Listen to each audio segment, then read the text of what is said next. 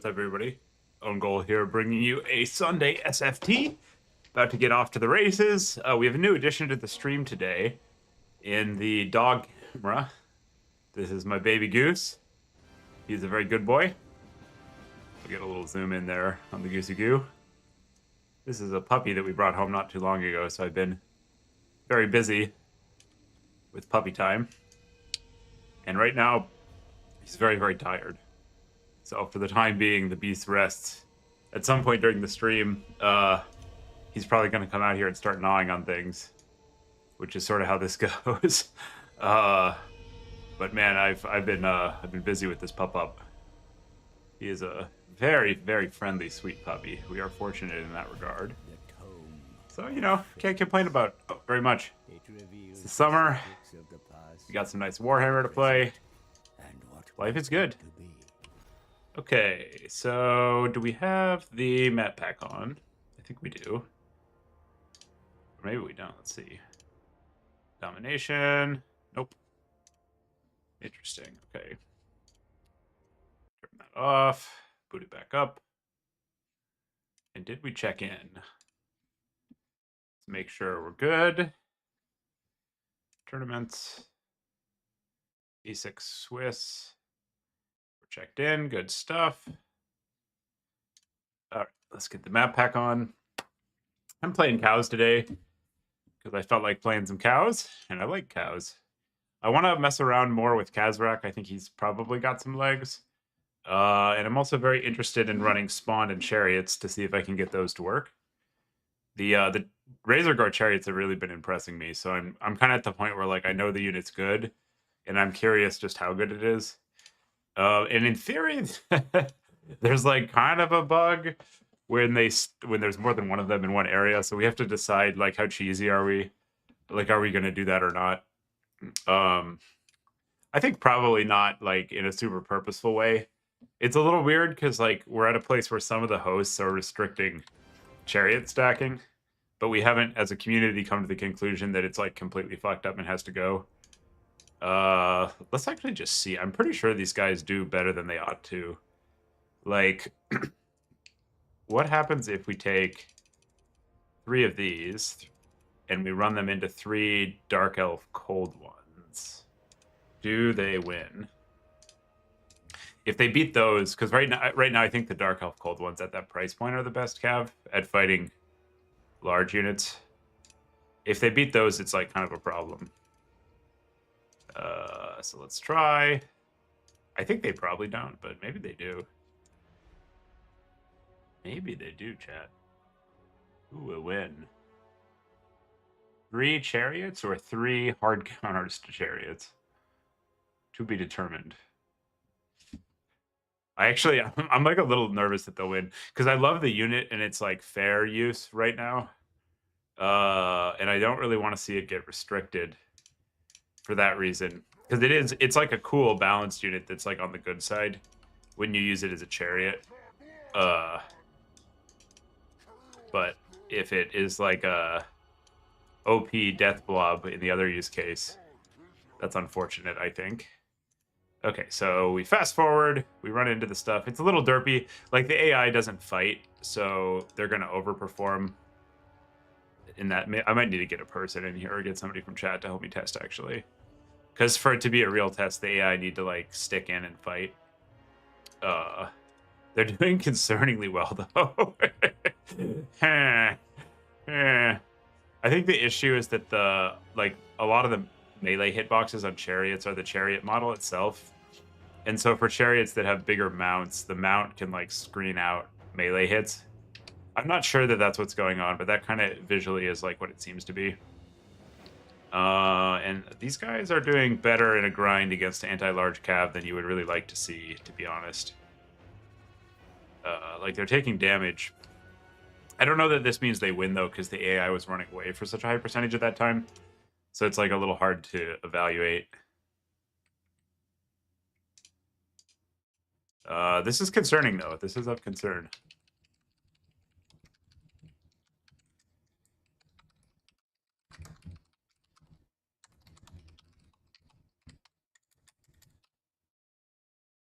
This is of grave concern. I'm up versus Danny. Oh, we got a banger round one. Thanks, B6. Mr. Danny. Mr. Danny. Danny can. Yes, Danny can. Oh, you know what? I don't have a problem chariot stacking against Danny because he got me that way last time. This is like actually fortuitous timing wise. Because like I feel bad about it normally, but this is the one instance in which we are morally justified. So I almost feel like we have to go for it. You know, for science. Celestial Lake, Jade Tomb, Otsuchi.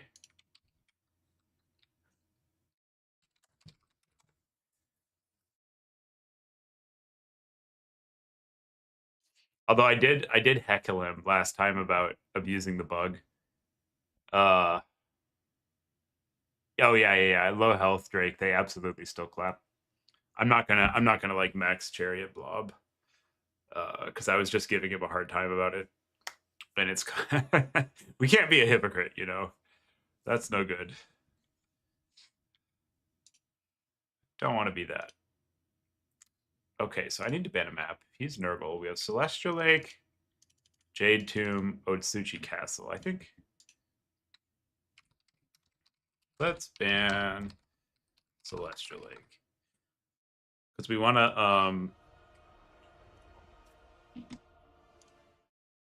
to have good shooting against Nurgle, I think. I am going to take some chariots, though. Because I want to play with them. Good feel. And yeah, we can do Kaiserek, sure. We'll take him on a pretty cheap kit. See how he does. And against the Nurgs, I sort of like having a double caster kit in case he goes a blob and in case he doesn't. So if no blob, we'll just bring out a shadow caster. And if blob, we'll bring out Trader King caster. That seems good. And they can't really counter skirmish us very well, so I'm going to max these out. I want to try the RAR more. And a couple of these.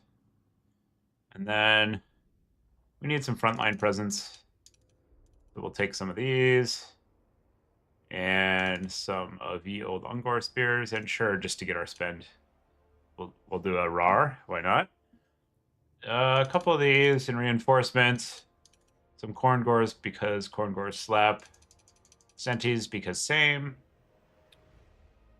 And then the question is, what do we want to fill this out with against Nurgle? It's too bad we can't get Bilious. I like that unit. I don't know that it's good, but it's fun. I'm very tempted. I have like a obsession with Jabber Slides. I don't think we can test two things at once, though. You kind of want to like do one test, one speculative thing at a time. Oh, actually, a unit that I need, or a spell that I need to try out more is a Purple Sun. Let's give Purple Sun a run here. I think it's pretty good. What's the cast range on it? 150. So it's not like the best reinforcement spell, but man, whatever. Okay, so what else? I think we're covered against SEs with these guys. Although I do kind of like having a Gorbel. And this would be in the same slot as the Broodmother. So maybe we have to pick a lane here. We can't get away with all of them. Okay, we're playing on Natsuchi. I sent him an invite. But oh shit. Whoops. Map pack. I thought I had it on. Okay, well let's save this build and then we'll restart and get the map pack on. I want to test the chariots, so let's just force it. And then we have no Terror Source, so maybe just one Manti. Save that. Beastmen, Nurgle. There might also be a place for some Zangors here. because they have lots of reinforcing units that have fizz resist, like frogs and bats, or frogs and furies. So like a Zangor or two is probably a pretty good. I see, I ticked the wrong box. A Zangor or two is probably a pretty good reinforcing. Yeah, the chariots don't have the SE mechanic, so they don't get wounded. And also just the beastmen ones have some vigor interactions that keep them up longer. So they're pretty filthy, honestly. Oh man, this puppy is like asleep. Jeez. He's a sleepy baby. He is 12 weeks old. Our new Zoe puppy has been occupying my evenings and days. He likes to go out constantly. That's puppies for you. Okay, Daniken's got the lobby. All right. Join with code.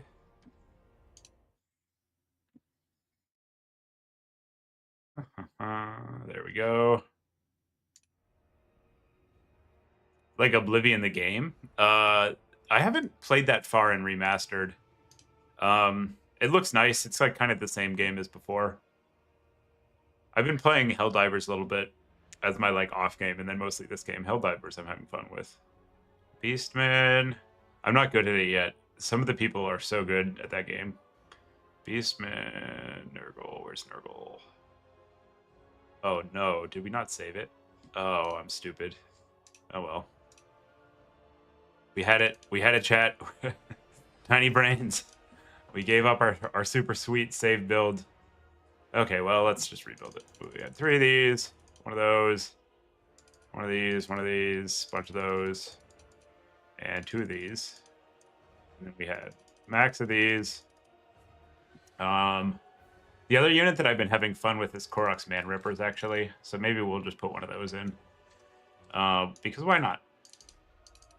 It's our build and our choice. We get to do whatever we want.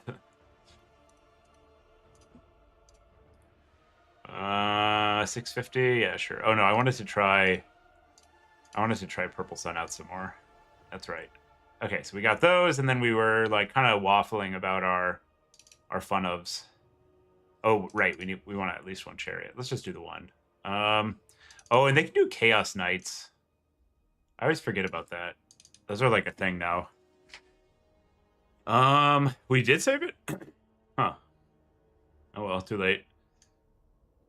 Game hard. And this'll be good cover against the Chaos Knights, I think. Yeah, good enough. NG. Yeah. Let's ship it. Oh, weird. Your builds have been disappearing. That's not what you want. You gotta have your builds. All right, let's tell Daniken that we are ready. Ready. And it is battle time. Glorious battle time. Pursuing a tournament victory to add to the trophy case. And more importantly, fun. In some quantity, but not too much.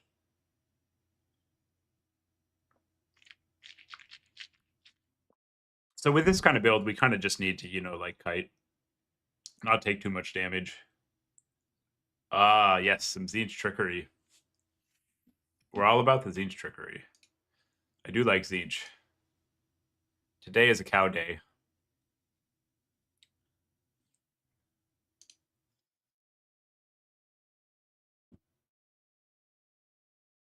First game, Andy. Yep.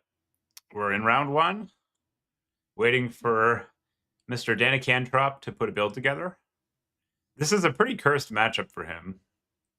They definitely have counterplay, like they can kind of hang, but Nurgle does not like to be kited very much. I do, this should probably be a Doom Bowl, actually, or a Gorble. Because I think one of the few things that they can do that sort of works is bring in, like, big SEs. And we already have halberds in the form of our Corngors.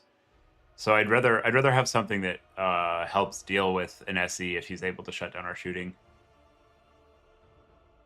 Yeah, there's a lot of good players in this event. Danikentrop is probably the second best player after me. Who's the best player? Yeah. It is true, though.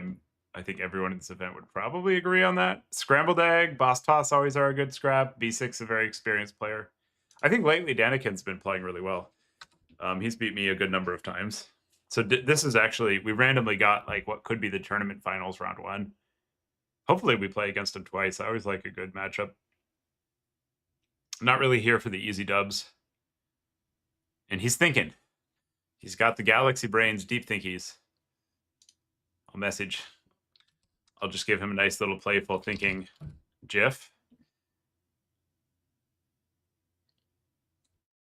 So we'll start out with the dude tapping his head, and then we'll move on to the galaxy brain, like the exploding neurons in space. There we go. you gotta just give him a little gentle nudge. The objective gremlin, that's funny. Why is he the objective gremlin? Hey Dark Horse, how you doing? Hey Tom. Tom, I think it's that they're a relatively high skill floor faction, and a lot of the other stuff got buffed, including counts have been really popular who are good against them. So they're less of like a free roll. And then a lot of the best players have not been playing them. So that kind of like for the other factions, you've got like a faction main for most of them who's just like grinding SFTs. But I don't think there's really like a beastman stan. And I've been busy with work and stuff, so I'm not playing that much. I do love me some beastmen. They're probably my 3rd or 4th faction in terms of like what I'm comfortable with and would play with the money on the line. But they're certainly good. Anyone who tells you otherwise is yanking on your chain.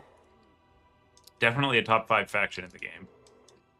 Some of the best infantry, some of the best cavalry, very good SEs, excellent mobility. There's not a lot, other than like lack of arty, that the beastmen are really weak on. Oh yeah. Daniken, not boss toss. Yeah, he's got good game sense. I've been impressed by him lately, especially like he is a relatively new player compared to a lot of the tournament scene. So to play well that early is always like impressive. I like having good players around. All right, we got our deployment. Ready, Jelly Jeff. And here we go. And I think I'll deploy Kazarak bot and just go try to fast cap with him, because he's not really gonna be doing a lot in like a skirmish game. And he's fast, so I've got some time to like get him out there and then run him up the hill. Oh yeah, Lord Tourny is really expensive. Weirdly, like these kind of middle-priced lords. Oh, okay. So something's up. This is not a sufficient number of enemies. He has 11. Okay, so he went like very heavy on the front line. So we're not going to be able to engage until pretty late, and probably we just feast on him here with this chariot. Oh man, that build is real soft to the chariot. Also, I'm glad that I've got the magic damage in this situation, because Plague Bearers are some of the best melee frontline in the game. But I think I'm going to wait for this chariot summon first, because it seems filthy here. Is this a death?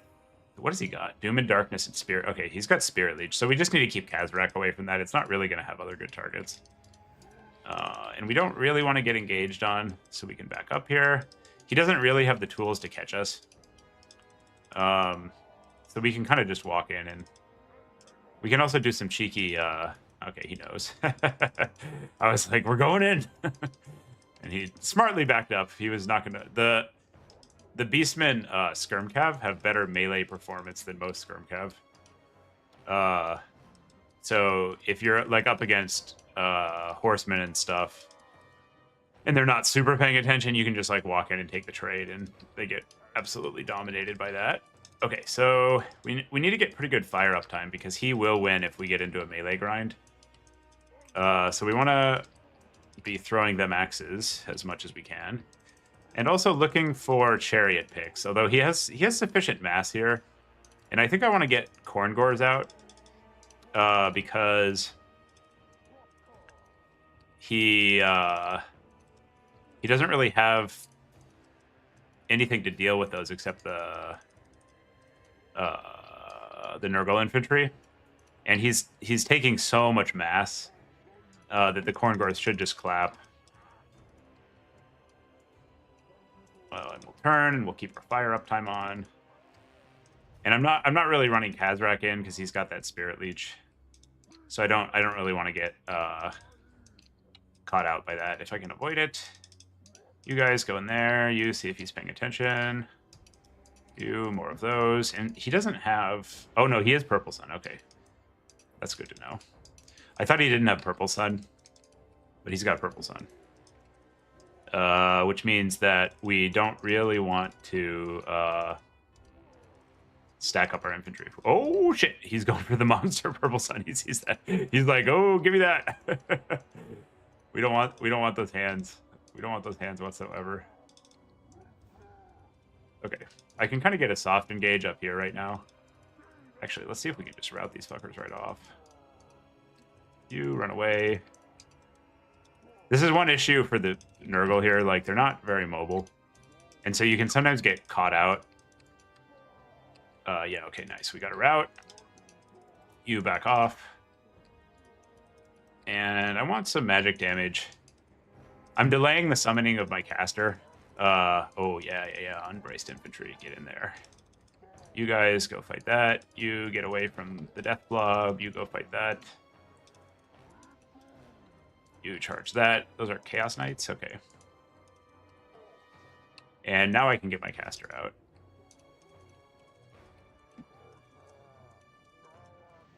These need to run.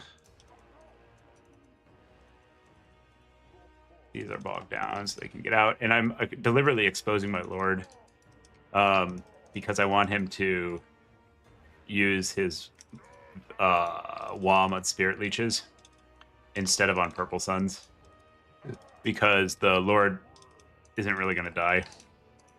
And he's not doing a lot because I have less melee presence than he does.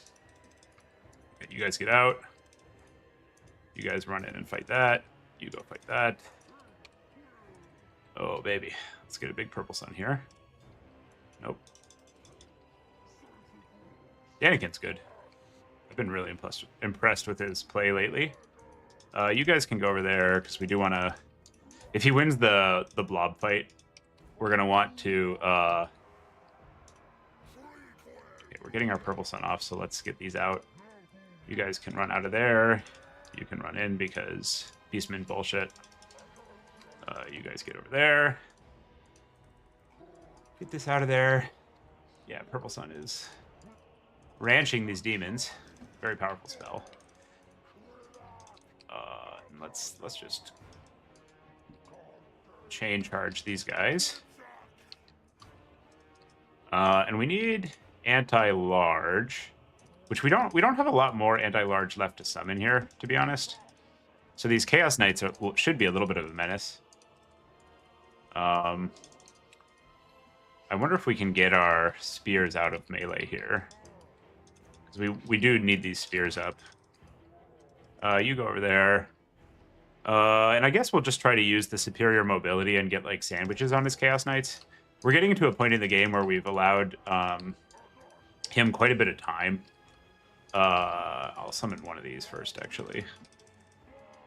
To just sit on all 3 points. So we do need to be like mindful of the victory condition. And are these are bile trolls, not okay, cool. You guys get in there. You get in there, you go shoot those. And we're winning a lot on gold, so that's good. But also he has healing, he's Nurgle, so we don't wanna get cocky. And these are charging there, so we can turn around and take that. And I'm going to try to break his main infantry front line, because I don't think he'll be able to recover. You guys get out of there. So I'm going to walk up in Purple Sun here. You guys get in there. You guys turn around. You shoot those. Yeah. charge that. Kazarak, go get in there. And we're now at the point in the game where like he's not going to have the WOM to burn our Lord down. So we can start playing the Lord hyper aggressively. In the chariot. I actually kind of want to get this Lord in with those. You run away. I'm just getting a little cycle charging off. Okay, so now we actually need to capture points. Let's unsummon this because we're going to want another anti-large piece. You guys chase. And I think I can take the fight now with those. Because he's got this isolated Chaos Knight, and Kazarak will actually do good work into it. Doing that thing where you get like you squeeze out a little bit of extra value from the caster by taking cheeky melee engages. That's like a random high-level tournament strategy. It's not a thing to optimize, but if you have like a little bit of extra micro, you don't want to finish with the caster having taken no swings in melee, because it does in fact do damage. We'll wait for a better positioned a cast, because if we just cast it into those infantry, they're already going to get wiped out, and also we might move the Purple Sun onto our own shit, which we don't want. This is a good cast. Well, let's see, he's on the move. Run away from Chaos Knights. Yeah, this is a good cast. Run away from Chaos Knights. Go reinforce. Cool. Crushing victory.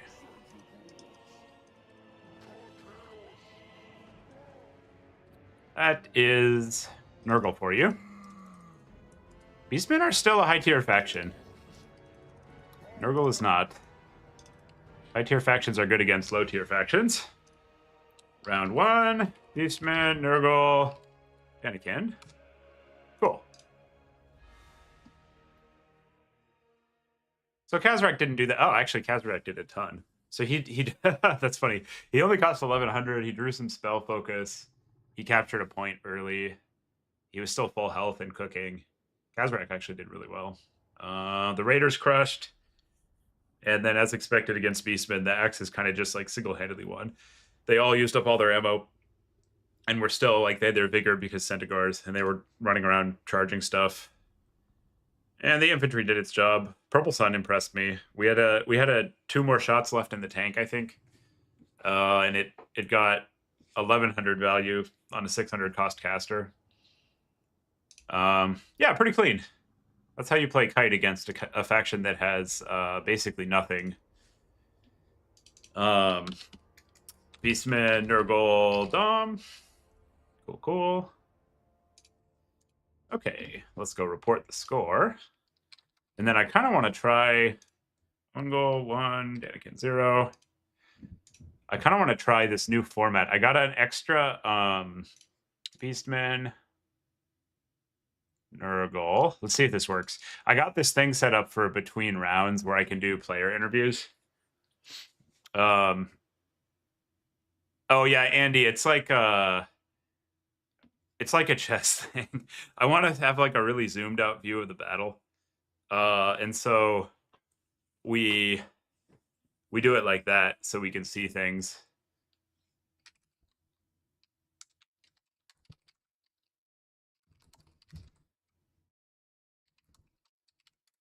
Danikin's apologizing for taking so long to pick. Let's see. So we probably don't have time to do a feature mass. Maybe we do. Boss toss. Want to jump on stream and talk about your match between some of these rounds. I'm trying out a player interview format. Maybe no time this round. Setup would be like, send me the replay, then we do a Discord call, and I get the Discord output on OBS. And I stream the replay Well, you explain what happened. Just I'm recruiting some player interviews for subsequent rounds. Because I think this round we probably don't have time. I think it crushes them, Drake. It's like probably the highest, not probably, it is the highest DPS vortex in the game. And it doesn't drift that fast. We could try that in a VAI game. Yeah, it does an insane amount of damage. It does like 3 times as much damage as Pit. It just moves. Yeah, the zoomed in camera is tough. Most of them just have good game sense. Like Turin does pretty well that way, and he does it mostly for like viewer entertainment. And they just have to have like the StarCraft Brood War thing where you like know the game state off camera. And that's harder than just looking at it, and that's what the game state is. That is definitely harder. Oh, look at this. Paparino is like, he is out. We were playing with him all morning. He's sleep racing. Is like right behind me, and we had a pit bull over who was like really playful. So this guy is just like, he's 12 weeks old. He's got no gas left in the tank. Oh man. I don't think he's really moved since I started the stream. Normally when I'm talking, he'd be like up here bothering me and chewing on wires and stuff. I gotta have that pity over more. She like really zonks him out. That's clutch. Oh, right now.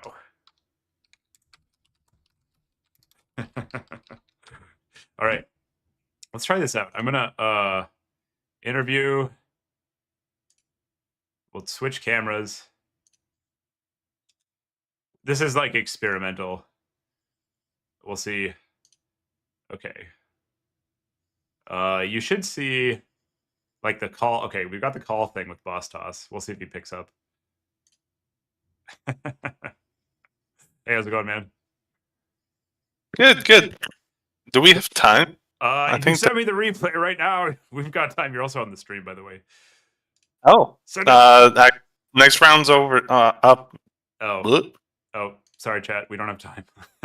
Say bye to Boss Toss. It's battle time. See you after the next round, man. Yep. Boss Toss is the coolest. Don't tell him I said that. He's Canadian.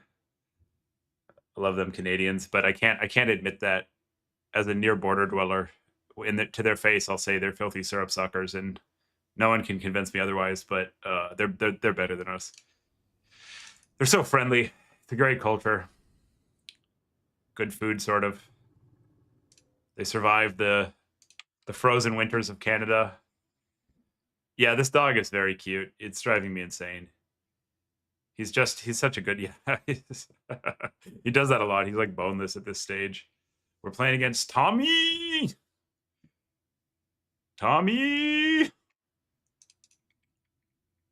North America. Tommy NA. Blazing Ramparts, East Isle Colony, Whirling Maelstrom.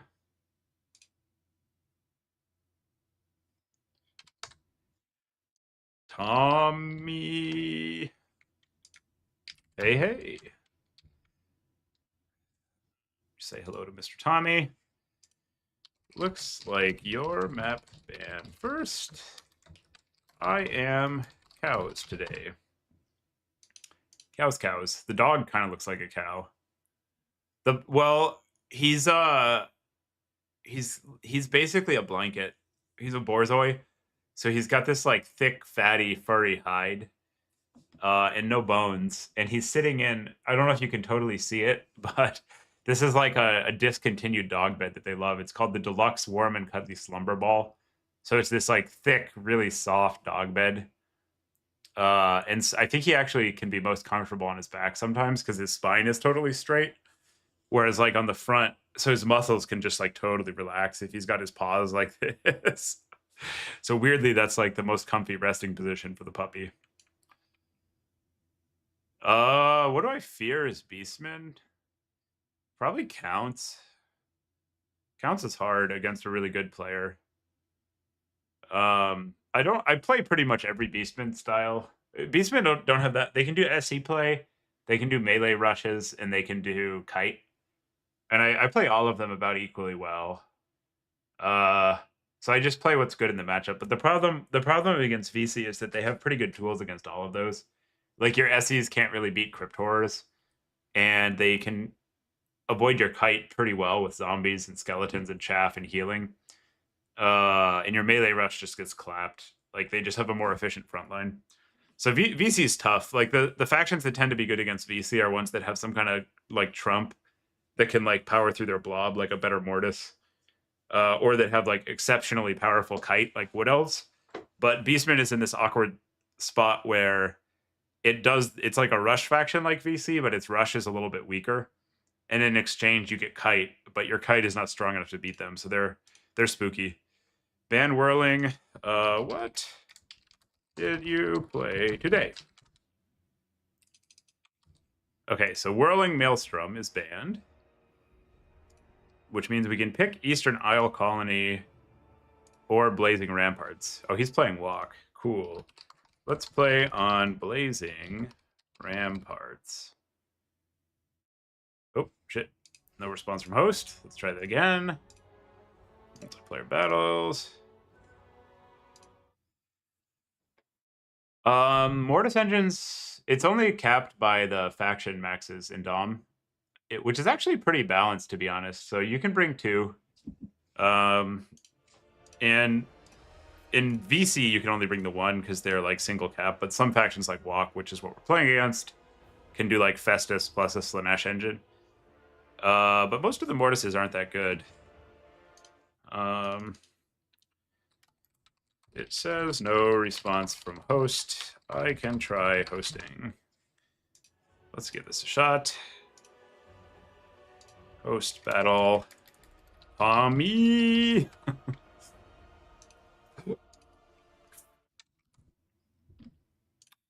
Versus Walk. Oh, yeah. I'm going to record with Kimbabu tomorrow a summary of every competitive lore in the game, and then I'll just turn those into a bunch of shorts.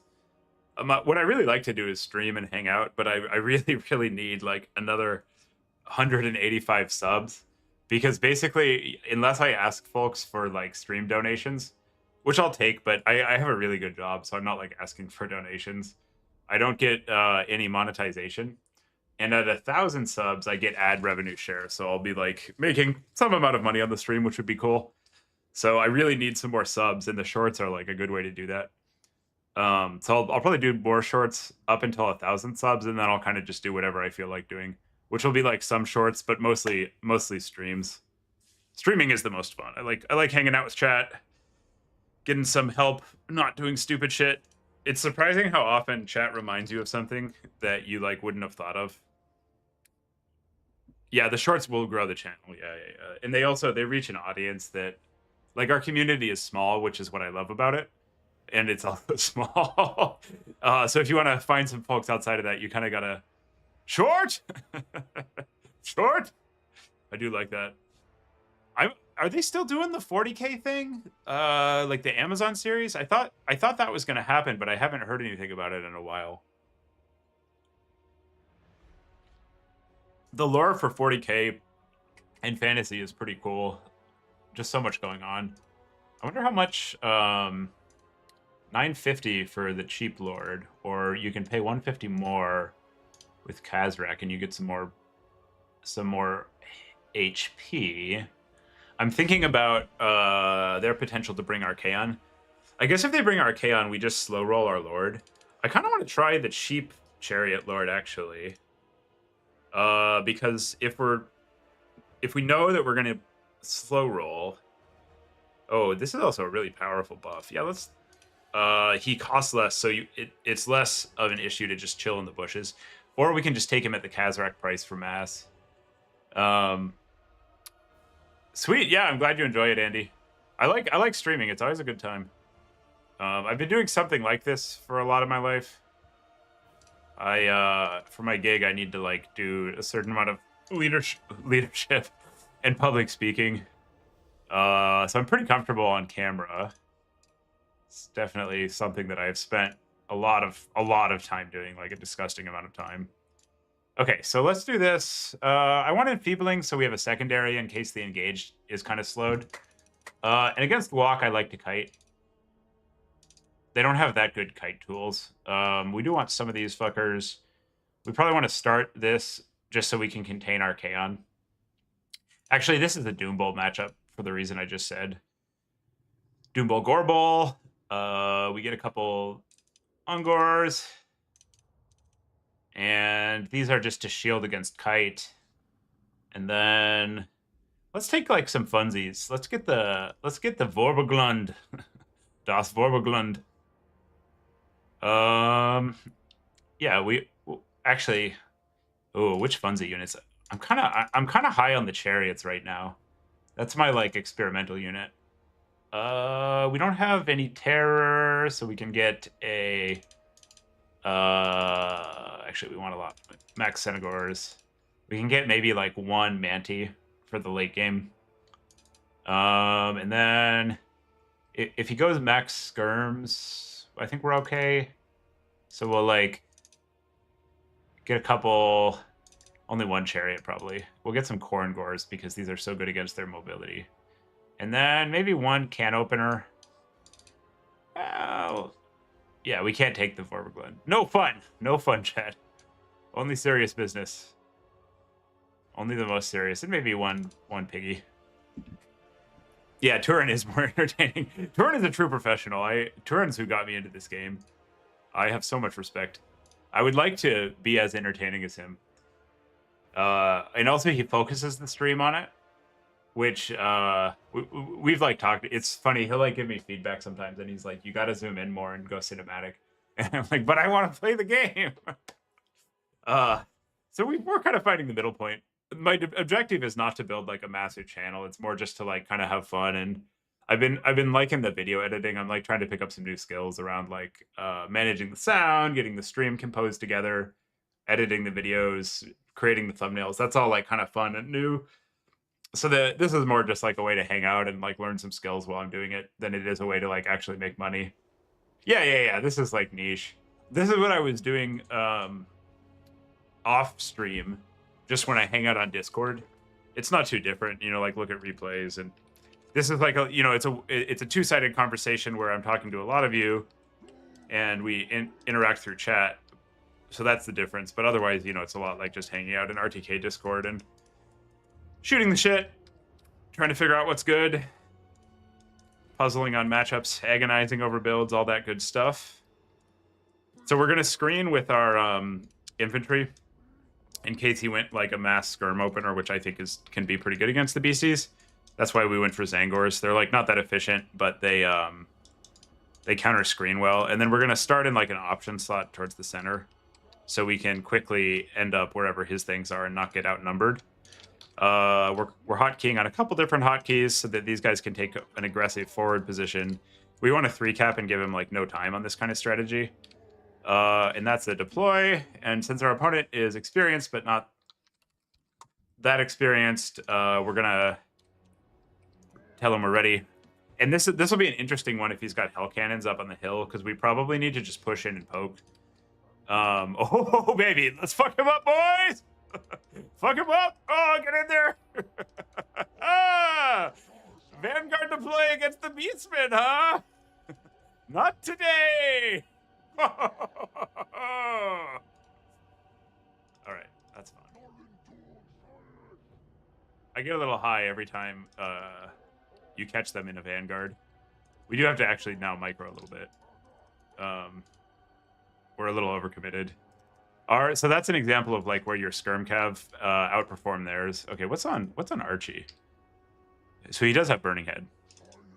We'll get in there with these, and we need some anti-infantry because he just went like balls deep on the Forsaken, and our caster will be the next summon. And he's going to be able to catch, so we do need to turn around here, get these, shooting those, and we're hunting our Kaon with our SE squad. The Beastmen SEs fight better than other SEs. They're just absolute beasts. And he's decided he wants to dive here, so we'll accept that. Hellstriders are a problem. Hellstriders are a big problem.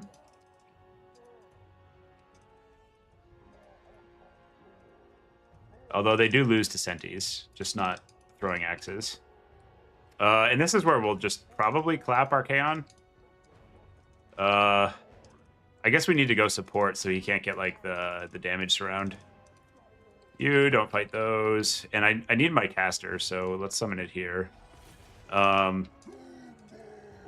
We're sending these in just to avoid like him getting a clean surround on us. This can run out. This can countercharge. Caster come in. And if Archaon wants to kill the Gorble, that's acceptable. It's a little awkward because he has a nice setup here. And I'm actually going to overcast one Melkoths because we're going to be a little late to the party. And the point of doing that is to have it off cooldown. Oh god, oh god, oh god. Get out of there. Fuck. That was a big hit. We're in a little deep here. This is awkward. This is definitely awkward. Okay, so I'm gonna enfeeble Archie. I think we might actually have to get out of this fight. He did a nice job supporting, so we got like a little bit surrounded there. And now we're getting clapped. I think we're gonna actually need to kill Archaon. So I'm gonna reinforce melee units and try to go for the kill. That fight went badly enough that we kind of need to take out Archaon to get back in the game. So we're reinforcing so we can get this like pocket, basically. And he's opted to not bring in mobility. So this gives us like a window, and he's seen what we're doing, which is unfortunate. This is nice play from our opponent, honestly. This is a really nice play from him. And he's got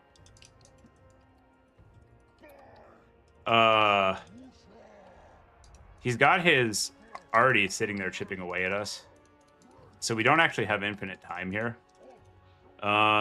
We didn't capture the side objective. I'm going to try to cap this because we do have a win condition here where we get behind on value and we win on points. Basically, like the value game is slipping away from us pretty quickly here. So we need to, I'm going to try to shock route that one. We need to make a play. This is definitely like make a play situation. You get out of there. You get out of there. You guys charge this. You cap that. Go charge that. And it's smart of him to use his Artie to chip down our Lord. Let's get some Corngors out here. You guys throw axes at Archie. You run out. You intercept. You get over there. Enfeeble that. You shoot that. And the Lord needs to get out of Artie range now. So now we're like pretty all in on winning on some combination of superior mobility and the points. Because we're definitely going to get outvalued in the Archie is horrifying in the late game because you'll get these blob fights and he gives the whole blob ITP. So it's like excessively difficult to win a blob fight against an Archie. And then he gets an overcast. We might actually route off from that. Yikes. We do have the triple cap on him, so we're pushing into the zone where like he's going to lose if he doesn't make a play. We'll summon here to try to rally the Lord. And if he rallies, we're just going to hide in the bushes. And we're trying to get hits on his unbraced stuff where we can. Okay, we rallied, hide in the bushes. So he can't get a big spell off on us. Okay, you guys run. Fuck. And you don't want to, like, when they catch you with the cav like that, you have to trade the charge. Okay, so we've got a pretty good table on him. Like, we've wiped off his non-lord stuff. So we just need to resummon probably the SE. Like, get the Gorble back out. And I don't want to fight this close to his spawn. I'm not going to dive that cannon. Because we're in a position where we're pretty close to timing him out. And one way we can lose is by losing the army fight so decisively. So he's just going to get really good value. That's fine. Sometimes you just have to like accept it. Oh,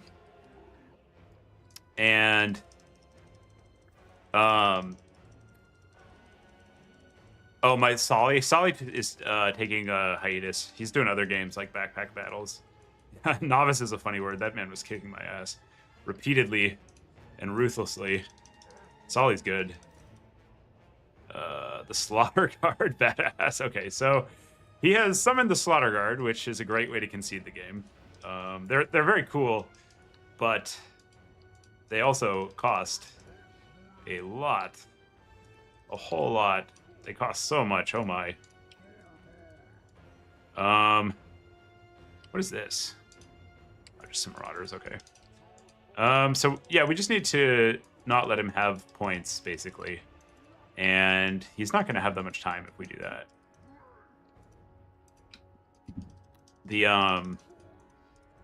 You charge, you shoot Archie. Okay, yeah, he sees the writing on the wall. Round 2, BM walk. That was a pretty good game. Tommy! How many Y's are there in this guy's name? Tommy! Oh, just 3. When I read it, my brain reads like more Y's than that. Yeah, Solly was sick.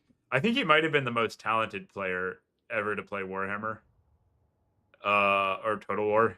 He wasn't the like peak best. Like the peak best is probably full power Void Lulls, Alfred, or Houseplant, depending on like how you want to assess best. Hey, how's it going, Caradoc?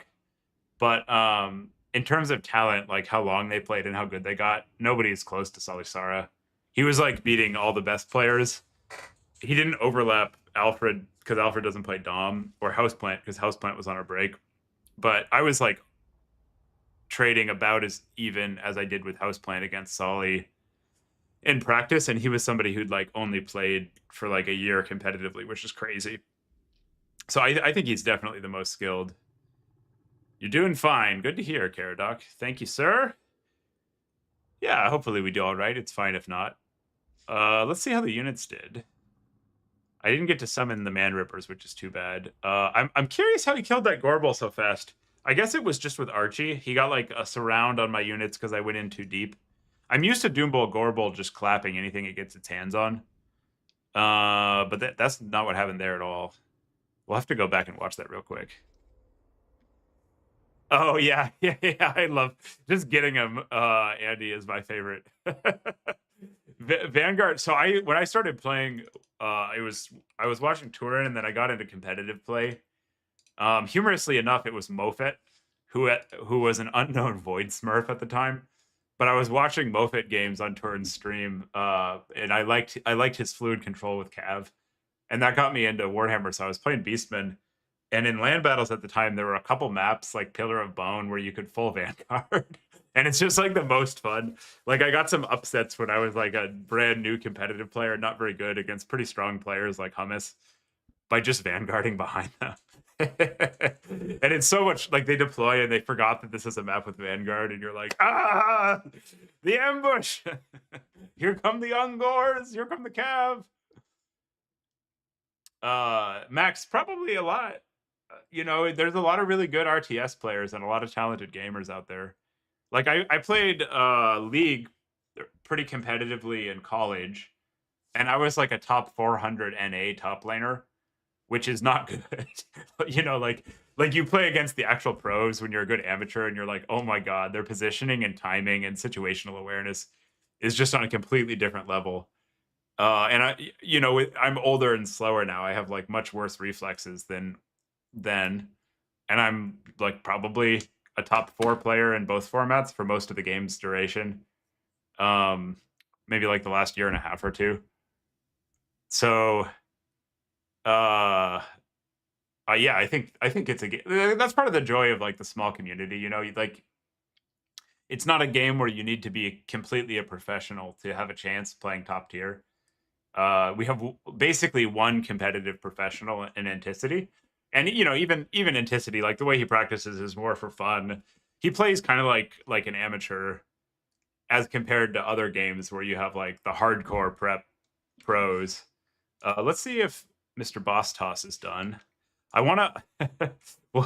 we'll see if these events just run fast enough. I really want to get my player interview thing going, Tommy, because I think it'd be fun. It doubles the amount of games you guys get to see in a tournament.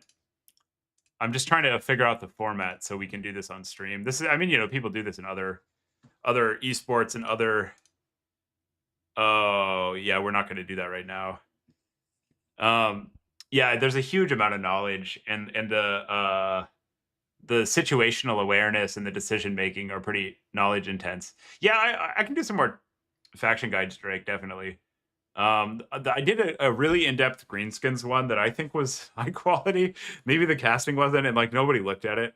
And I think it's just there's like not a lot of greenskins players, so I made fewer because it's pretty high effort to do like a good faction guide. It takes a while, and you have to like prepare the builds and everything. And what I really like to do is just like hang out and play, talk to chat. So in a vacuum, like I'm less likely to do like mega content that is high effort if people enjoy the low effort content more, because I'm lazy. Oh, that's good to know. Yeah, I'll probably make some more. The total views on it are low. I think that might just be that greenskins is unpopular.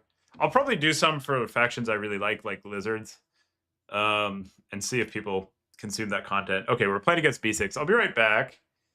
I'm going to do a quick restroom run and coffee refill, everybody. I got to see what B6 is on. B6, A6. What are you on today? I'm on the Mighty Cows. And I'm just getting the picks and bans going so that we can. Oh, it's my ban. Okay, so I want a good map for not shooting. Let's ban ambush. Oh, he bans creeping swamp. Interesting. Yeah, we'll ban ambush. Me first. Okay, I'll be right back. Coffee time, and we're playing against Skaven. So help me out. What do the cows do against Skaven? That's your homework assignment.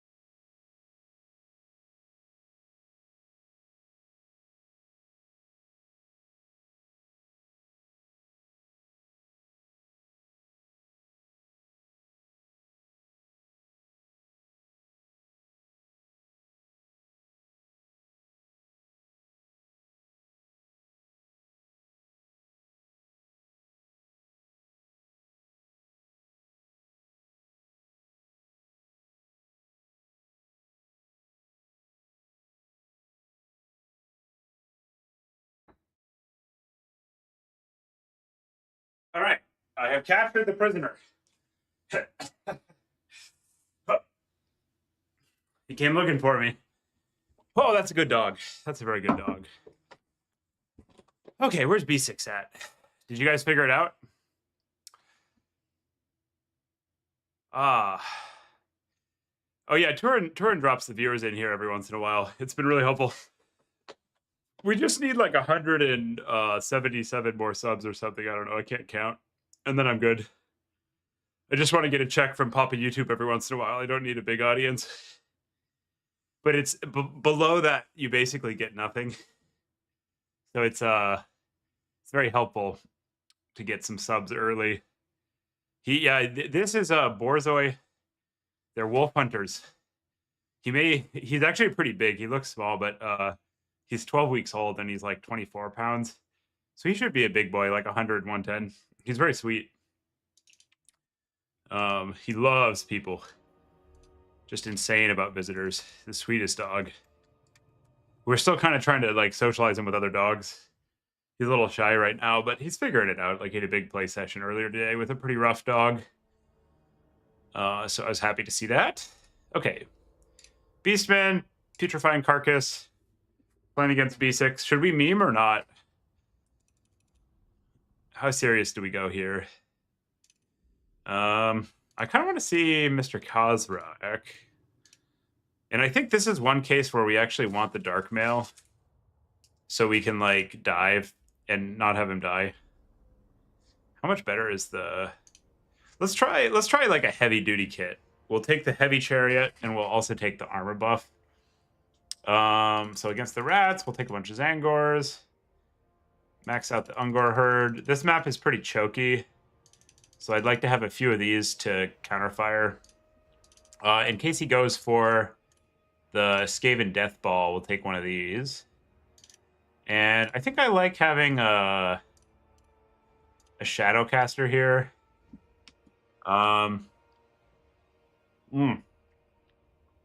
Coffee. So good. And maybe we go for... Oh, there's big dog. We got double dog cam. There's two big dogs lurking around and one small dog. Maybe we toss a pit in there.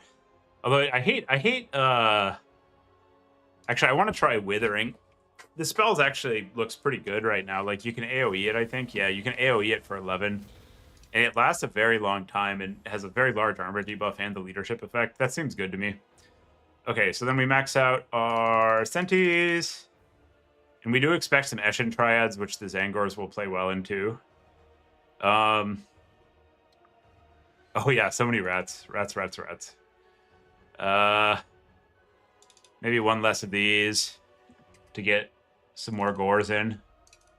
Or actually, I want a lot of raiders.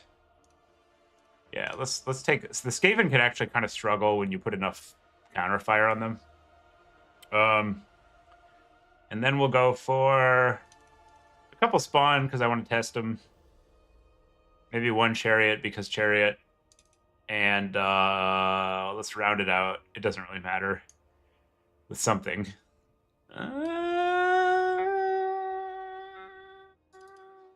Nope. Two dogs. Try to exercise our micro. Yeah. Seems fine. Let's give it a shot. How's everybody doing? Happy Sunday. Hope you're all enjoying summer or whatever season it is in the hemisphere in which you reside.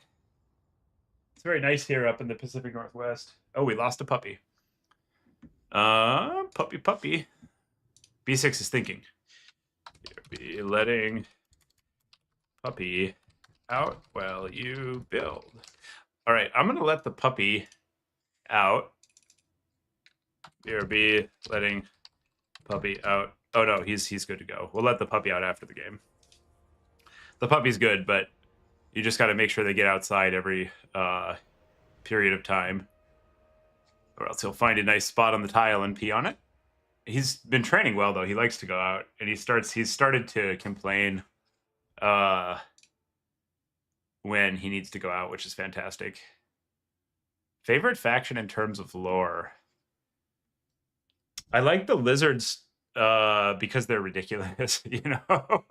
Like, I like to explain, it's like, there's lizard people, they have alligators, they have little lizards, and they have medium-sized lizards, and their leaders are frogs.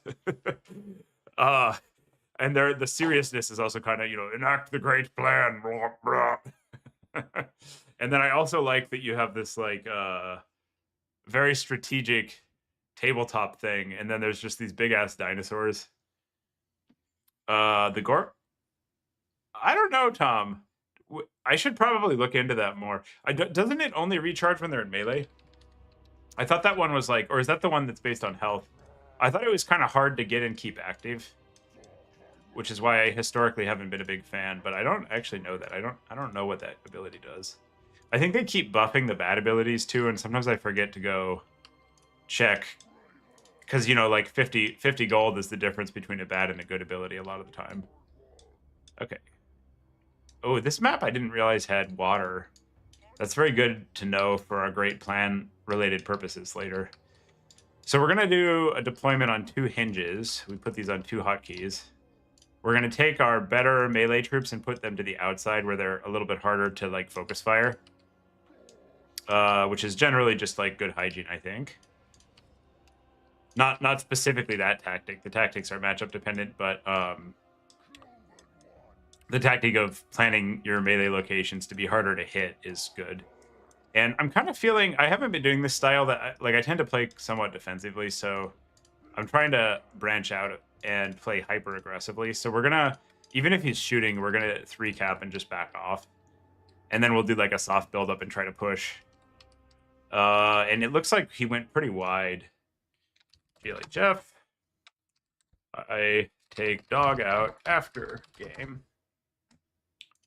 Here we go. Oh, yeah, Empire's cool. You just got, like, the regular humans fighting against the tides of, like, monsters and everything. It's hard to go wrong with Empire lore-wise. I totally agree. I played a Franz campaign recently, and it was quite a bit of fun. I like the new Empire mechanics. Particularly the one that lets you level up your Lord fast. You can kind of get, like, the Super Saiyan Lord really fast. It feels easier than before. Like, I did a legendary VH campaign, and it wasn't like that hard. There were a couple close scraps, but very feasible. And I remember it being, like, pretty difficult in the past. All right, is B6 ready? Puppy. Hi. Oh, hello. We have some invaders. Let's turn our dog cam back on. My oldest dog kind of likes the puppy. Otter's the big black greyhound, and Goose is the Borzoi puppy. And they're kind of figuring things out. They've been together for a couple days, but Otter's posting up in the corner. He's finding his spot. Otter is a natural submissive and has already submitted to the puppy, which is pretty funny. And our middle greyhound is, like, pretty dominant, and so he corrects the puppy a lot. Like, he'll nip him if he's out of line. So it's been good. Like, they're both socializing him pretty well. Puppy's getting well adjusted. Let's fix our we'll fix our puppy cam because he's decided floor is bed. There we go. There's your puppy. He'll probably go to sleep. He got really tuckered out this morning. It's just so hard to be a puppy.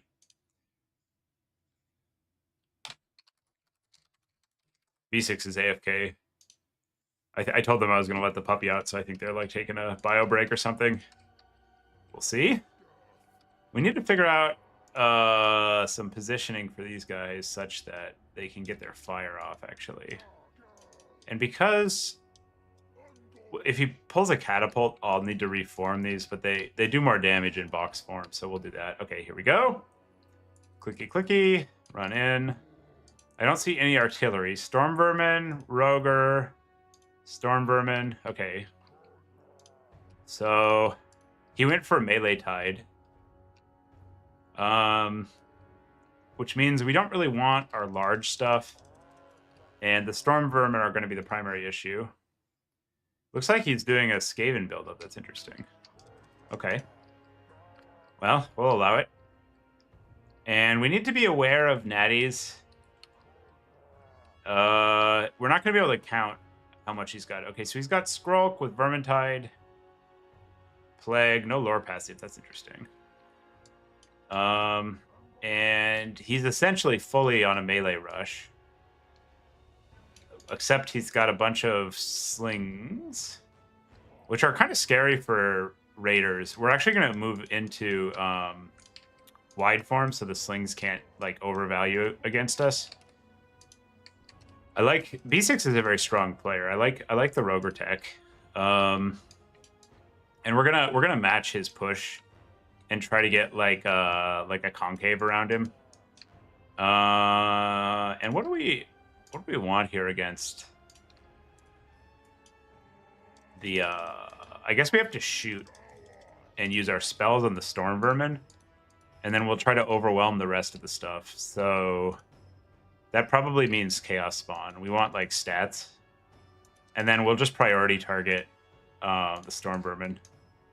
And we want to get our charge bonuses here. Okay, so you charge there, you charge there. Everybody in. Go start inflicting damage on the front line. You get in there, you get in there. And then these need to pick out the elites and do lots of damage to them. Let's get some storm vermin. Get in there. And then Kazrak is just going to generally be a menace. It doesn't really matter what he's shooting, to be honest. And even though he's got all these storm vermin, I think I'm inclined here to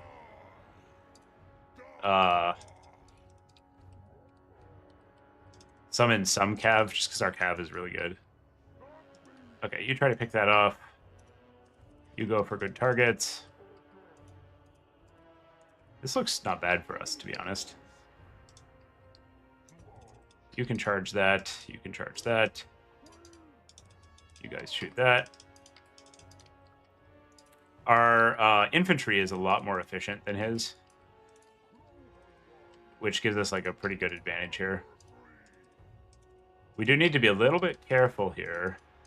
Let's get our large units out and focus those. And then we'll just keep summoning Cav for the rest of the game at this point.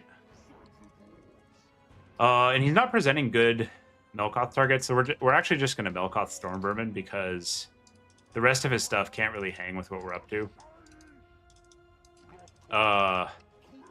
So as long as we deal with the Storm Vermin, I think we're cooking. And we'll take some spotty charges when we can. We're running Kazrak pretty deep because we want to draw aggro. Not because he actually is going to do much damage there. He doesn't really have great targets. So we're just using Kazrak as a way to get some extra attention. And these have armor, so we'll try this. And you can actually hit things like Storm Vermin with Cav when it's running, so we're going to try for that. Keep this away from that Mutant Roger, because that'll wax it. Get another Melkoth off. It's not that efficient, but with the kit we took, like a spam kit, you just need to use the WOM on something. So when there's no good targets, you just take what you can get as a general principle. Let's countercharge that. Get you guys over there. Get you out of combat with that, because that's going to wreck you.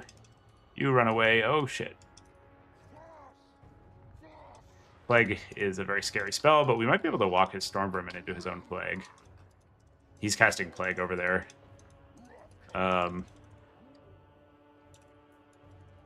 we're actually doing a pretty good job winnowing down the storm. Yeah, friendly fire. Weren't paying attention there, were you, B6? Old Timbo got the jump. Okay, so now the Mutant Roger is like one of the main threats. So we need to contain that. And we're getting pretty far up on value. I would like to not concede these points if I can. Because if we hold them a little bit longer, we're significantly threatening winning the game on points. And he is like doing pretty well in the value game, plus he's got a terror source. So there's no guarantee we can win this on value. So I'd like to keep the point win condition alive here. Let's get the spawn in. And against, I think actually it's time for another spawn against what he's summoning, which is like a lot of chariots and stuff. His secondary of slingers is rallying, which is a bit of an issue. I guess we can get Kazrak into that. Keep shooting here. Let's bring in another spawn. Run it over there. You get on the chariot. And we're able to hold... We're able to hold on this point, which I like. There's no real good targets here. You guys charge into there. This can't take that, so we need to get out. And he's got the point now, which is awkward. You guys get out of there. Yeah, I'm pretty sure we're gonna have to win on points here. We might be able to get a pick on Skrulk, actually. Because I think Kazrak will beat Skrulk 1v1. We're definitely going to need to win on points. You guys get in there. You shoot that. You get in there. You hit that. And I guess we'll get a little more infantry so we don't dry up on that. I'd like to recap this point, if we can. Clan Rats, sure, we'll do that. It's not the best, but we need to use our WOM. You guys get in there. All y'all get in there. We're definitely threatening the win on points here. I'm going to pretty aggressively use my magic. And we need to recap 1 point, I think, because he is definitely beating us on value. And I don't think it's going to be the one where he's got his Terror Source and Skrulk. So I'm going to try to draw the elites out to the side. Well, we go cap center. You get in there. Those are Skaven slaves. And then we're going to use a poison dog and the other dog to apply like a large spike of capture weight.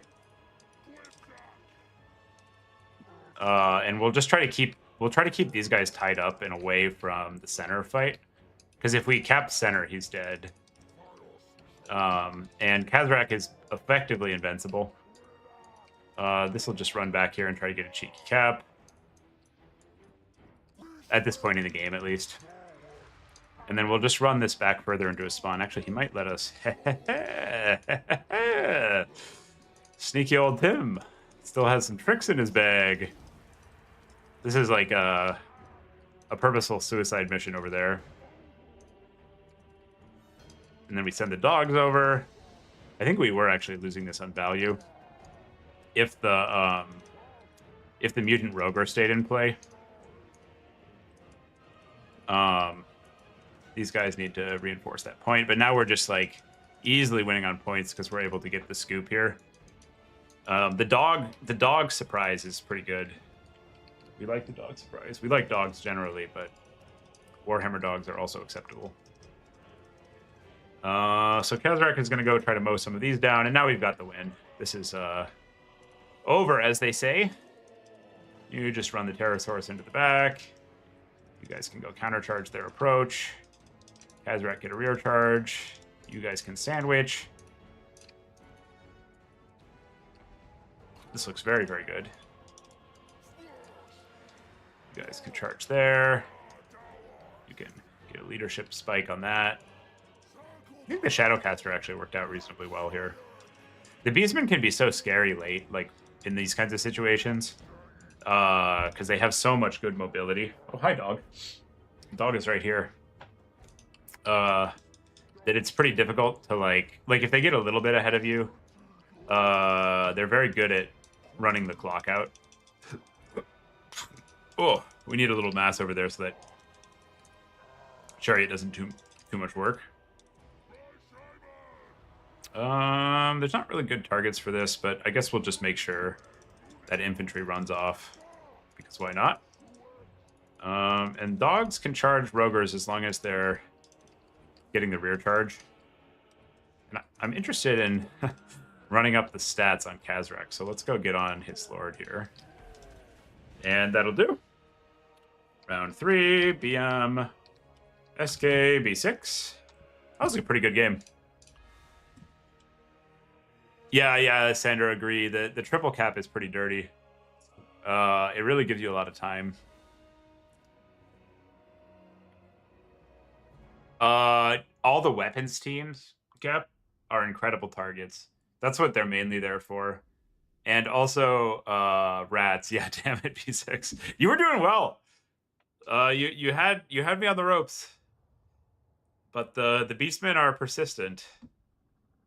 We played a little witchcraft there on the points. I think you needed to not chase and keep your SEs on the points because you were so invested in them, and you got distracted by the shiny. And I was able to do like the 1-2, get you to oversteer, and then go take the points.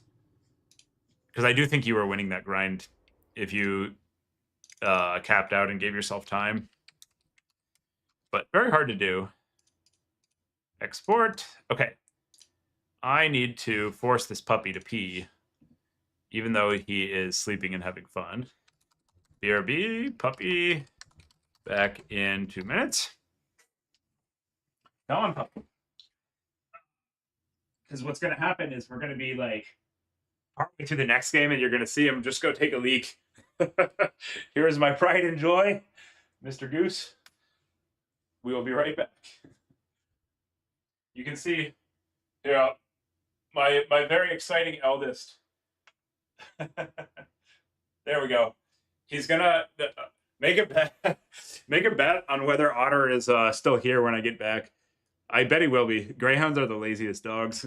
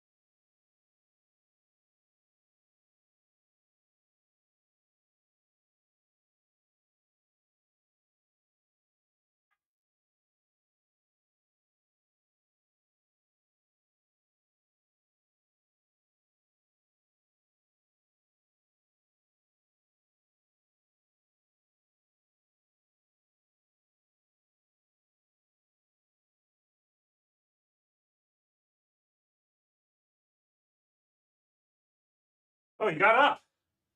That is uncharacteristic. The Greyhound leaves. Oh.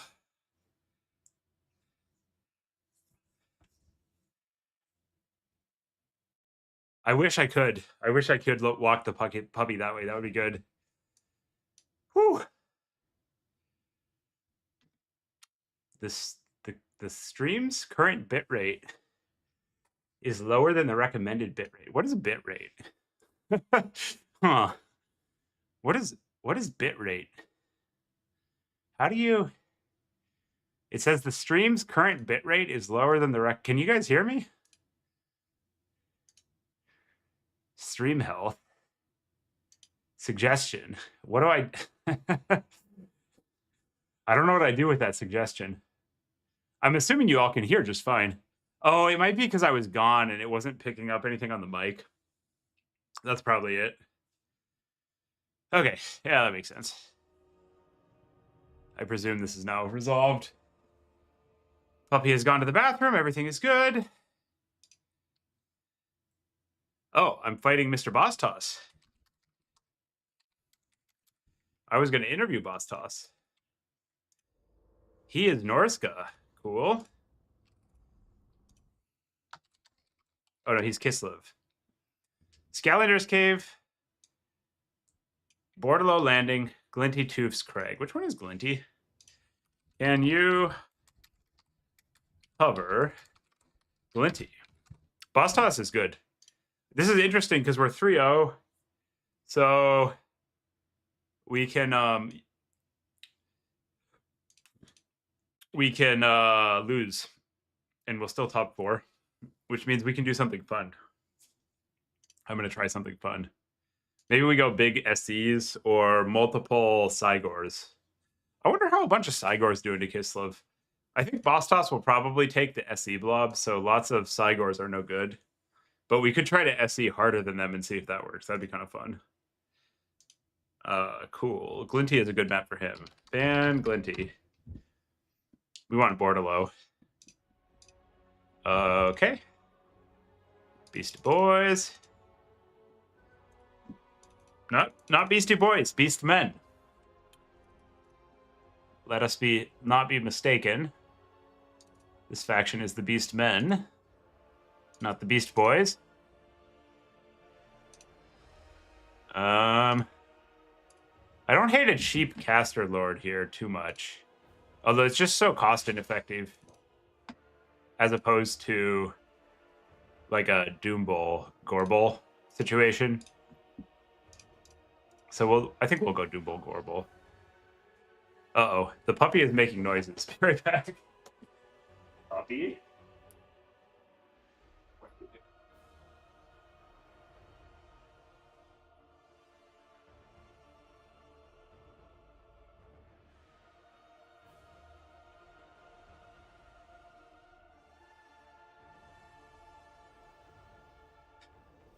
Okay. He's just chewing on things he's allowed to chew on. Everything is fine. Only a sanctioned amount of destruction is occurring. Everything is fine. Okay, we'll take some of those. Take a bunch of inventory. We do need to be ready for him to just roll in with like the murder blob. Let's have a little fun. Let's have a little fun. Take Pappy Gorgon. And I guess we'll take a Melkoth caster, because even though Traderkin is good against the blob, Melkoth is just a very strong ability. And we need something for his shooting. So I guess we can take a couple raiders. Like if they go a bunch of skirms, you need to just not be completely flat-footed to that.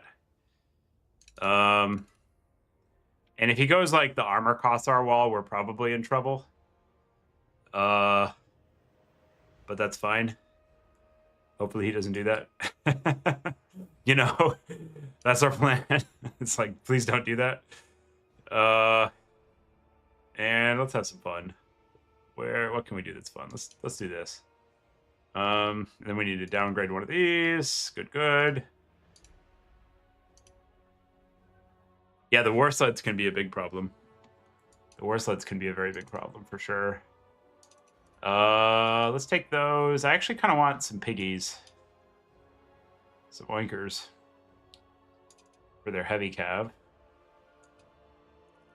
Take that and that. And I guess one enfeebling, because probably we'll need a WOM dump. And we can't afford that and our existing nonsense, so we'll do that. And one of these. Ship it. What could go wrong? Everything looks perfectly fine. All is attuned and dialed in as it should be. Welcome everybody joining on Sunday. We're doing round 4 of an SFT, trying to take down a weekend trophy here. Playing against our teammate, Boss Toss on Kislev. Boss Toss is an absolutely top tier player. He's very good. Very polite too. He'll beat you and say he's sorry. The Canadian, this is like the WWE, like Canadian. They're like, they come in with the steel chair and they're like, boom, sorry. Boom. So that's what's going to happen most likely. But we want to put these concepts in his head. This is some trickery because there's a pretty good chance we'll be fighting Boss for the tournament win later. So it's fine to take some hijinks and put the idea in their head that you're up to those hijinks, because you can always just get out of it by, you know, like not taking it later. And because we're beastmen, we're going to go for like a quick van and then, you know, back off if he's got like a particularly excessive amount of counter mobility. But on 13, it looks like he went wide. So I think we can do that just fine. We'll send one of these back to go cap that. Actually, it should start here because that's faster. No, we want to cap and then get over. So we'll optimize for that instead. These guys need to be a little careful because they're good and we don't want them to get killed. And then we'll micro the Gorgon a bunch.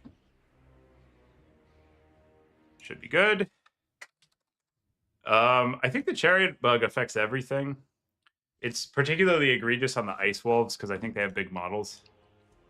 But I think all chariots, I haven't like deep tested this, but I'm pretty sure all chariots have like the disjointed hitbox thing. Okay, so he just went really wide.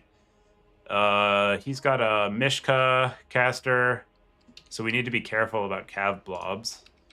And our Gorgdad is not going to be very good. Holy shit, it's not going to be good at all. But our infantry is going to be great. So we want to summon lots of infantry. And I think we can take some trades here with this lord. I don't see a patriarch. And we're going to rotate our raw infantry around to the side. If we can get a quick cap here, that's really good. And I could summon more SE power, but I don't think we actually want SE power here. Because he has too much shooting. And if he wants to come in here, we'll actually allow it. Because I think we get, like, he's going to kill these units probably, but we're going to get a really good trade in exchange, and also a lot of time. Like, a lot of time. Okay. Actually, let's just run. That was fine. Oh, God. Mishka. Oh, no. Chat. He's killing our stuff, chat. No.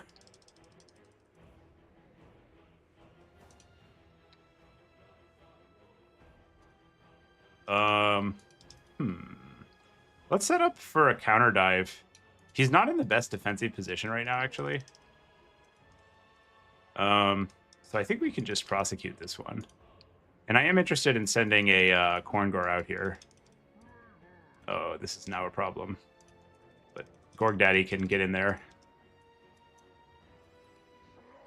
Oh god, the fucking Kislev Cav. The Griffin Legion are such monsters. He needs to be a little bit careful here. We have woodsmen on our stuff. I wonder, does he just like not see the Gorgon? Does he not care? He's up a good amount on this exchange, that's for sure. We were greedy. We tried to be all tactical and go for that, and we got punished. Is what just happened. Smart. RTK teammate, good at game, chat. Haha. Very good. Smart. I think we can get some nice poke here, though. And now, having just said that, what we're immediately going to do is run up and do some more tactical stuff.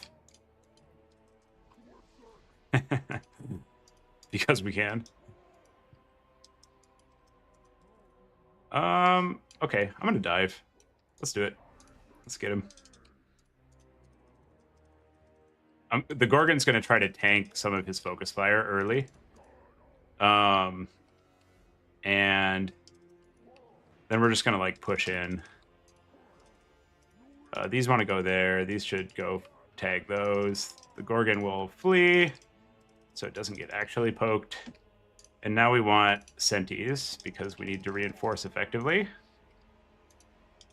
And we have to be very careful about blobbing here. Send that in, you shoot that. You shoot that. Brace, you go for that. Slow that. I'm going for an overcast so we can... you guys get in there. I'm going for an overcast to slow down these so that our Korngorth can put in some good damage on them. And the Gorgon is going to go for his Lord. These are going to go try to tie up the back line.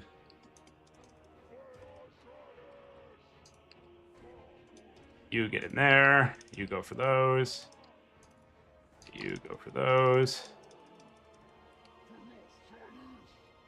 I wonder if the Gorgon's going to do it. That'd be so cool.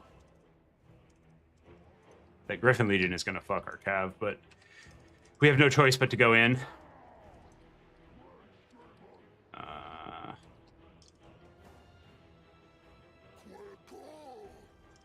And I am going to go for the Lord pick with the Doom Bowl right now.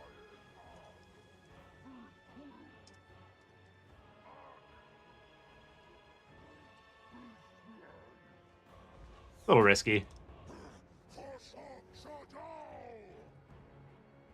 And he's got the summon on us, which is actually pretty scary. The summon does work.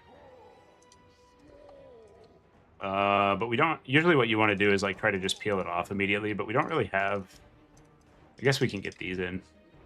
We're at grave risk of like a giant spell coming in and wiping out this whole blob. And I'm going to try to get the Doom Bowl away from the summon if I can. We're not holding up that well in the center fight here.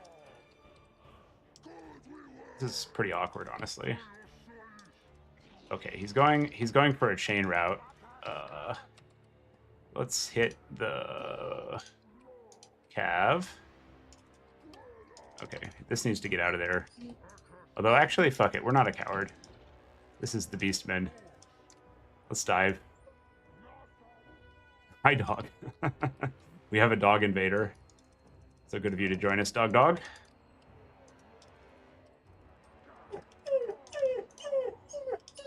Our lack of cowardice is rewarded by pressuring him off. Continue summoning Cav. You guys keep that running. You get in there. Get a debuff on that. And he's going to have a big spell coming in here. So let's try to spread out a little. You take that face charge. Where's the Griffin Legion? Okay, we'll just do that. The Gorgon's actually kind of doing work, chat. Let's see if we can catch his Lord. This is a little risky, because if we redirect our stuff to the Lord and we don't get it, we'll probably lose. But if we do catch it, we will win. Get these out of there. Get those out of there. He's doing his Mishka thing. Always scary. I'm going to try to use the Doom Ball in the back line right now. And these guys should get on the point. If we can cap this far point also, I think we can put up a pretty credible threat of winning on points. Okay, so keep spamming this. Try to get a leadership proc on that. You get in there. I'd like to winnow down these cav if at all possible. We'll do a cast there. It's actually sort of working. I'm going to put a daze on the cav. So they have even less MD. And that can probably route them off. You guys get in there. Time for piggies to fight some cav. We've got a spear fighting against superior Kislev infantry, so we want to support it. And I think we can pretty safely ignore center with most of our stuff now and try to rotate over.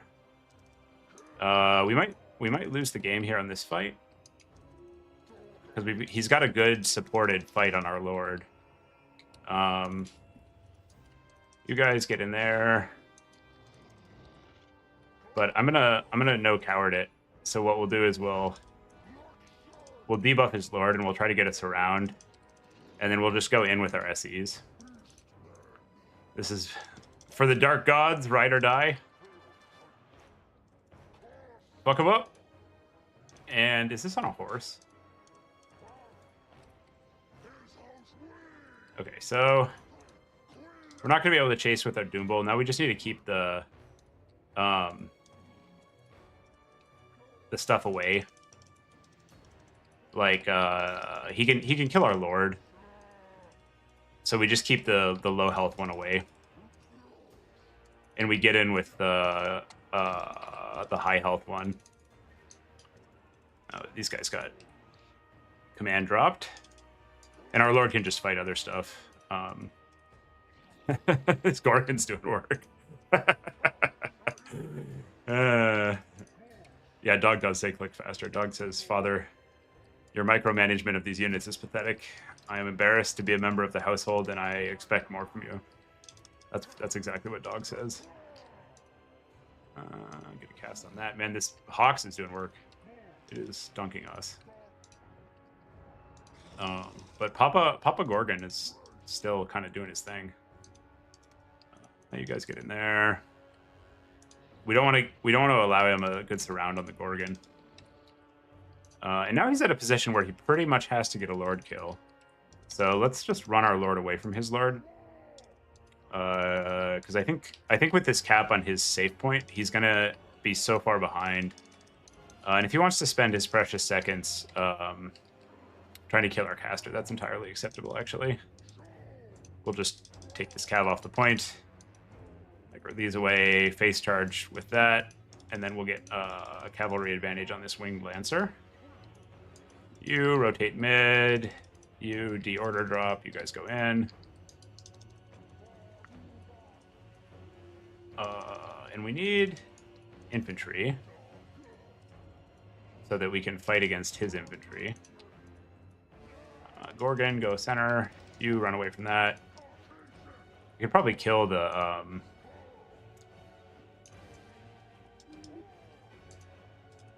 I can probably kill the Patriarch, actually. And these guys will just wax Kislevite warriors. I'm just keeping one ear on the puppy. Oh, there he is. He snuck up. It's like, have you guys watched Doctor Who? It's like the Weeping Angel episode of Doctor Who, where you, like, close your eyes and the statues, like, sneak up on you. You open your eyes and you're like, oh, there's the puppy. There he is. There's puppy. All right, pretty decisive. The Gorgon actually kind of worked out, which is ideal because now it's going to be, like, in his head. Round 4, BM Chaos, Bastos. That we might be on the Gorgs. Ooh, yeah, that was a good Gorgon game. He drew a lot of fire, and he bullied the Kislev Lord the whole game. Korik's Man Rippers actually traded up, so our spice units did work. You love to see it. Bray Shaman did well. Most of the stuff did pretty well. That was a clean, decisive victory. I think we probably could have spread a little better into Hawks.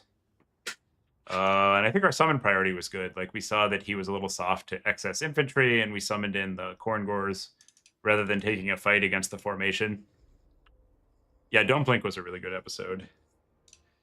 That was great stuff.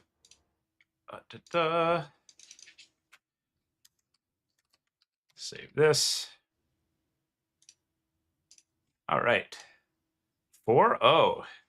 Going for the tournament win. Let's report that. Oh, I didn't report the... Interesting. Let's just reload. Because B6 is the host, so B6 probably reported the Skaven game. Boss Toss 0. Should we do an interview with Boss Toss, chat? I feel that. How does it feel to lose? Tell us. We can see if... we have to be secretive when he's like, why did you do the Gorgon? We're like, well, Gorgons are good. 1, 2, 2. GG, well played. 1, 2, do post game. For folks joining in, good to see you all. If you like this kind of content, remember to subscribe. Trying very hard to get to 1,000 subs right now. It helps a lot. And we only really need like another 100 and something, like 170. So, you know, click that button, give it a shot. Tell me what you think in the comments, etc. If you hate it, unsubscribe later. I won't judge you. And what we do on this stream is like, you know, max competitive stuff when we can, but we try to have a good time also. So a lot of that looks like just exploring builds and stuff. And then occasionally we'll like do a sweaty event like we are today, where we take the fruits of our knowledge and we try to win with it. This is a unit, the Man Rippers has really been impressing me. For like an elite infantry, they're fast as shit. Like this is a lot of move speed. And they actually have like a pretty solid stat line. Like this 44 MA gets buffed up by the Primal Fury. And then on top of that, they have pretty good BVL and pretty good charge for a spear. So they can just cleave stuff. Like that game, I don't think they fought Cav that much. I think they ran through some Kossars and armored Kossars. And if you look at them in comparison to the regular variant, you're only actually paying 200, and you get 9 MA, 12 MD, and BVL, which is like an awful lot, as well as, you know, like the other charge things. So this unit surprised me. I think it's pretty good. Yeah. I'm glad they're good. I agree. I was actually using this unit before, and I think it got buffed a little more on the last patch or something. But it's been trading up somewhat often for me. Yeah. Vanguard would be cool. I think the unit's fine where it is. Like it's probably like a B tier role player. It's like an elite infantry unit that if you put some care into it can play well. It's a little unique in that there aren't that many elite infantry that are both tanky and fast. And this fills both of those. It's tanky, fast, and it kills cav, and it kills enemy infantry. But obviously it has no silver shields and it doesn't have that much armor, so it can get torn up by a lot of stuff, which is for me like kind of a cool unit. It's like surgical, and it kind of plays on the knife's edge, where if it like it's good, it's very good. And if it's bad, it's very bad. All right, we have Reason opponent Boss Toss here. We're going to be trying out our brand new post-game interview. See if this actually works. We'll ask him how that matchup went from his perspective. Oh, and my wife is home, so the dogs are very excited. So we'll see if this works. I'm not entirely... Hey, how's it going, man? Good yourself. Oh, not too bad. Hanging out here on chat. You got 126 folks listening in. Nice. It's our big stream. we get. I'm excited. It's cool to see this many folks. So, what did you think about that matchup? I found the Kislev Beastman match to be difficult for me on Kislev. Yeah. I don't know if you feel the same way, but I've always struggled with that one. I practiced a bunch for Anticity for the last season champs, and then he just banned my Beastman. I was like, fuck. But I think it's good for the Beasties. Yeah, that's been my thoughts too. Kislev can definitely do like the SE cheese kite with like skirms and chariots, or like the wide build you did, and they're all like threatening. So it's not It's not like a blowout bad one, but I feel like the beastmen having the better engage forcing options, like being able to take Melkoths, is a pretty big advantage. Yeah, yeah. I just find that Kislev doesn't have the killing power to get through the chaff, and so Mm. your like big boys can do a lot of work because I'm just constantly bogged down with chaff, Yeah, and yeah. The Gorgon was kind of filthy that game.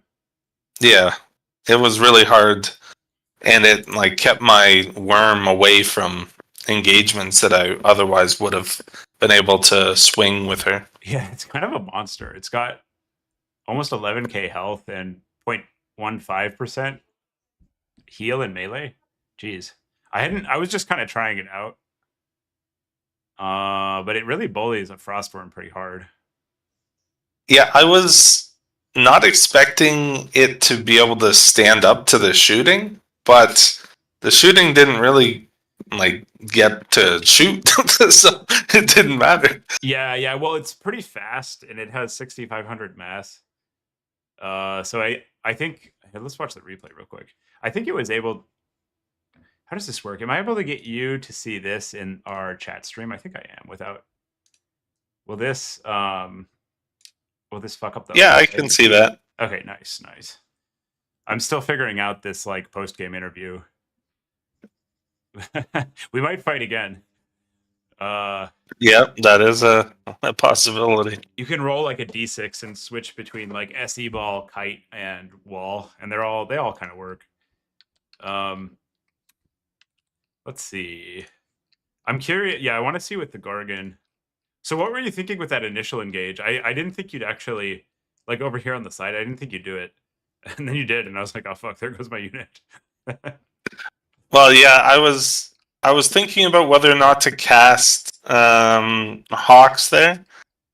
I didn't, but because That's what happened. Yeah, I saw the. You started the cast, right? Or did I thought I saw a circle on the ground? Maybe I'm just hallucinating.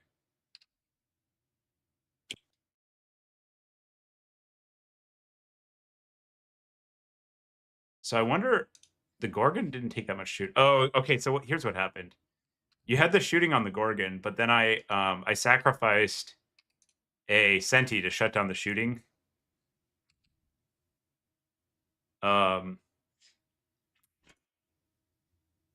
I don't know if you can see this right here, but like, yeah, cool. Yeah, I was talking about this while we were streaming. That was a good Hawks. But I was like, we'll send the Gorgon in and we'll just have a Centaur die. Because I felt like the Gorgon would be able to do enough damage. But that was a pretty good react. I bet if you had the shooting more spread out like this, it would have worked there. Because I got to take 3 shooting pieces off the Gorgon for the relevant window for sacrificing 1 Senti. yeah. And if I was only able to shut down even 2 of those, I think I might have actually been in trouble on that dive.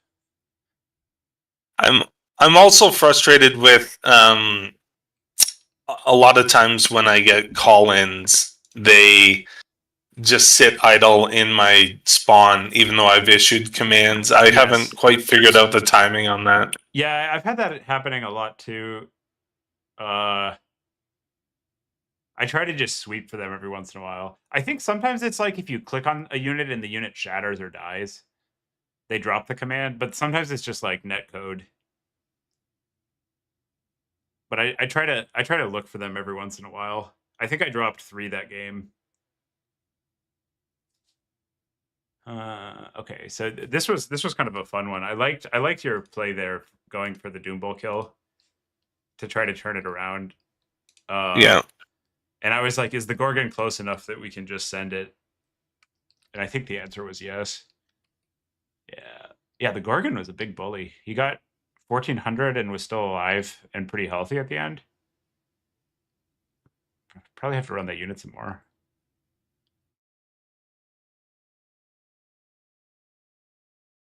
You'll hate me when you watch the stream later. You'll see why. All the spears too, really fucking ugh. Yeah, I don't like those against beastmen. Like you got to bring them out early if they're going to come, because by the time they're reinforcing, the beastmen can just avoid them. And the beastmen reinforcing van infantry just like absolutely ranch them. The raw ACOS, yeah, they probably are good here. That's a good idea. I like that. Let's see, how are we doing on the? Have you played Kislev much lately, boss? I've played them in one SFT in the last like week or so.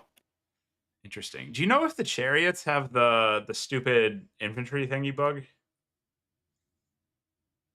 The infantry bug? What? Or sorry, the hitbox bug. Do you want to try this really fast? Actually, I think Okay. I think your war sleds might be bugged. So the test is I'll bring some greenskins I'll bring like 4 anti-large cav, and you bring 3 heavy war sleds. And I'll just run these at those, put them in like the blob where they're all on top of each other. And then we just like run into melee and take our hands off the keyboard. And if the war sleds win, they have the bug.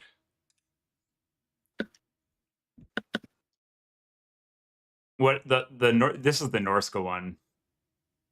I think I figured out how it's happening. I think it's like the wolves body block other melee units so they can't hit them, and the wolves themselves might not be hittable. So they create. So I've actually it's not just the Norska ones. The war wagons and scourge runners, I've noticed they don't take damage either, which is super annoying. From shooting or It's like in melee? From melee. Yeah. So I had a Skin Wolf Werekin and Frost Wolves God. like on top of them, and they just no damage. No damage. Yeah. Just chasing them, trying to hit them. I had this game against Stingers where he went for all high elf sleds, like a bunch of lions, and I kept hitting it with dark elf cold one cav, and it like didn't work. Now we just stay in melee. It does kind of look like I'm getting hits though. Yeah, they are taking damage. This is way more than they take against the ice wolves. We can fast forward now. I think the bears might not body block quite as well. Oh, there's also are there only 2 bears per sled? Or are there 4 bears? How many bears does a sled? Interesting. So this is much worse performance than the Norska chariots. Huh. Go figure. Maybe the hitboxes are correct on these ones. Science time, yeah. Everyone, welcome to unit testing stream. This is where we this is what happens in RTK Discord. We'll play one game and then we're like, unit tests. Okay. Let's try the Norska ones here. I want to. Yeah, sure. Let me just make sure we don't get the. I'm just keeping an eye on the. Oh, B6 is called the top 4. Okay, I gotta go play Daniken. Let's do the Norska one real fast, and then I'll go play Daniken. Perfect. For science. It'll be really funny if we're just like hallucinating this effect. It just doesn't work. So I have noticed the Norska ones don't really take damage off the charge. Yeah, they don't. Yeah.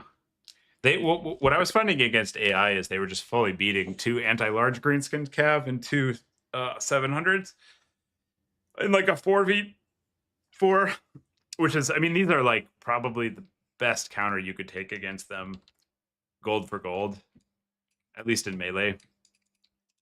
So if they're winning that, they're absolutely beating everything else.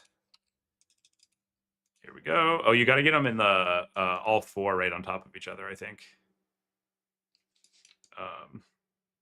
Because I think the mechanism is that the wolves stack up and create like a dead zone where they can't inflict melee damage. Okay. All right, that looks good. You can just click into something now.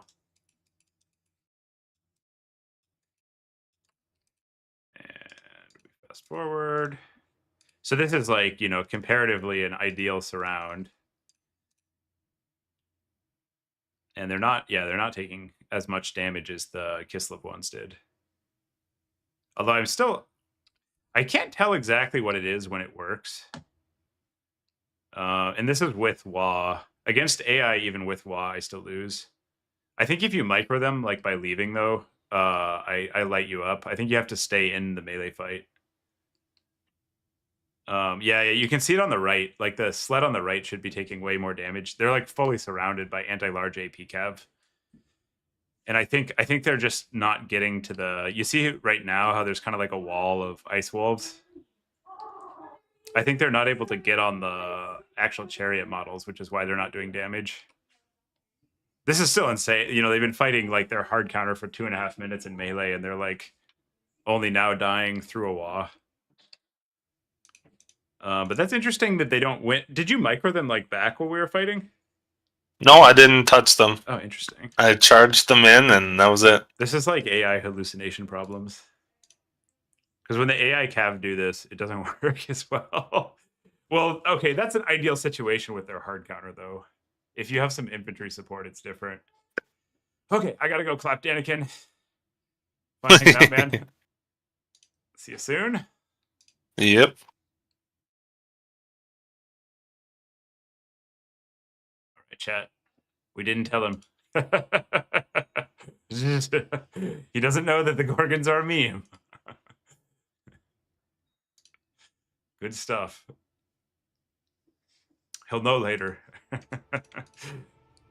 Oh no. Oh no, he's gonna hear us saying nice things about Canadians. Oh no.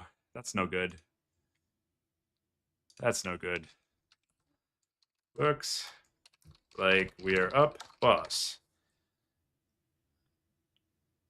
Did B6 post that we've got the go ahead?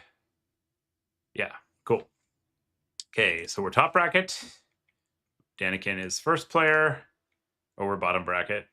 Crystal Lake, Bloodgrove, Decrepit Moor. Indeed. He says, here we go again. That is true. Danikin is in. Looks like your map ban first. Oh, yeah, the AI cav just like derp out, Max. I agree. I lost this way in a game to Danikin in my greenskins against his Norska, so it definitely works in a game. But it wasn't, you know, it wasn't in a real game. You're not going to like get your anti-large cav in a perfect ring around their chariots. Like you're fighting through infantry and stuff. Something's definitely up. Like they're not getting hit by cav like they're supposed to. Okay, he bans Decrepit. We want a good shooting map. So we'll ban Crystal Lake. And we play on... Oh, wait a second. Whatever. Sure, good enough. Yeah, this is a good one. Chat. Do we have the cojones to just take the same build we ran last time and run it in? He's going to take Buna, probably, if we do that. But I'm not sure we entirely care. You know? We could also go, like, more archer heavy. I kind of want to try... What did he do last time? He went, like... Oh, yeah, he went for, like, a very large number of Plaguebringers. Which are pretty solid, honestly. I was thinking about bringing, like, a whole lot of Bestigors. Yeah, the Noxbringer's good. I agree, Kaiser. It does get kind of ranched by the Gorbel. That's like a tough matchup for it. But it's very powerful. Oh, he's shown that he likes the Nurgle Knights, so we should be aware of that. And if he's rocking Nurgle Knights, let's cut down a little bit on these and go up another one of those. And we'll reinforce the RAR in favor of a few more Ungor Raiders. And then we can go cheaper on this and get some more chaff in here to protect our shooting. Yeah, this looks pretty good. Oh, perfect spend. Perfect spend, chat. Yes. Where did Danikin go? He's gone. Huh. Oh, Danikin had a crash. Does this work? Question mark. BM. Dom. Oh, they can also bring out the raw Herald guys, like the buzzes. The quad beast of Nurgle, the dreaded quad beast of Nurgle. I love that unit. It's such a cool, like the little slug guy. He's just, it's a fun unit.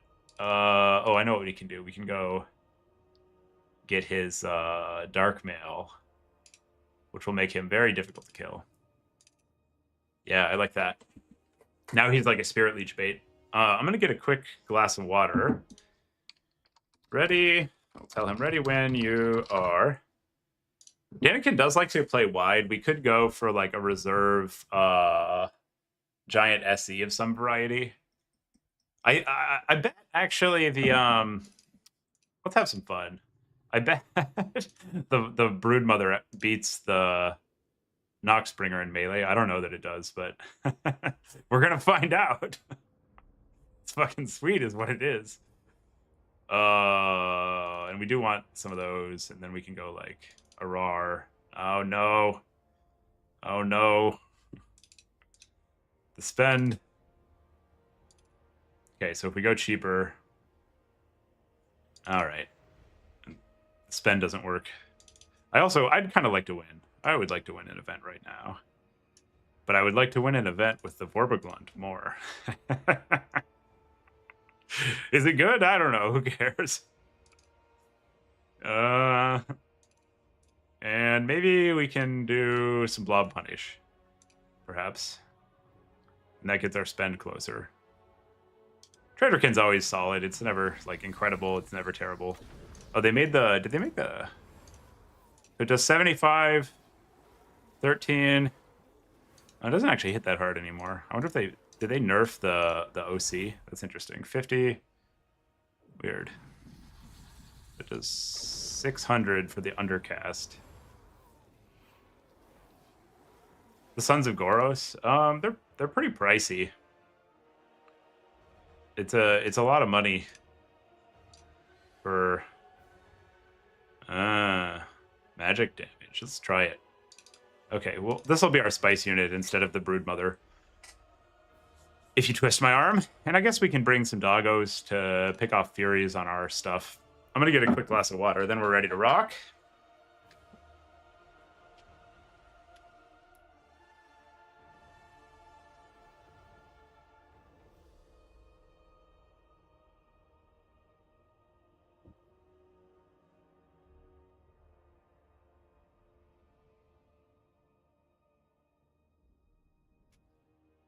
One problem here is that we're a little short on stuff to bully.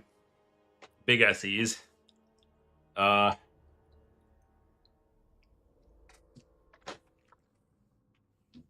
We'd kind of like to work in... Oh, also we can do this. Because we haven't used all our marks.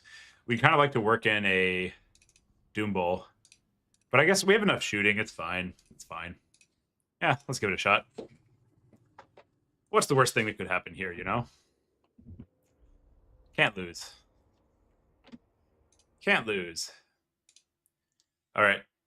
How much damage are these suns gonna get? I'm gonna try to stip summon these. Oh, stretch it out. I'm gonna try to stip summon those no matter what, if I can, because I want to see how they do. It's not a unit I've played with that much. And Tom has usually not betrayed me on the ideas. Tom has a good hit rate. We'll accept the ideas of Tom. And before I faceplant everybody, if you haven't subscribed, please do. We need, I don't know, 100 and something more subs to get to 1,000. Give it a shot. See if you like it. Unsubscribe if you don't. That's okay. Thank you. This ends your YouTube algorithm PSA. Okay, so we don't want to give him time. They can grind like hell. So we're going to deploy in a very aggressive forward deployment. And just cap our safe stuff with like a couple random units. And then we put the cheap guys in front and the other guys, the good guys in melee behind. And he's gotten like a pretty balanced build, it looks like. It's not too many units, but it's not too few either. And I guess we can just put all the skirm, shove all the skirms up here to begin with. Get these guys here. Those guys there. And I think it's going to be kind of micro intense, so I'm not going to separately micro the hotkeys for the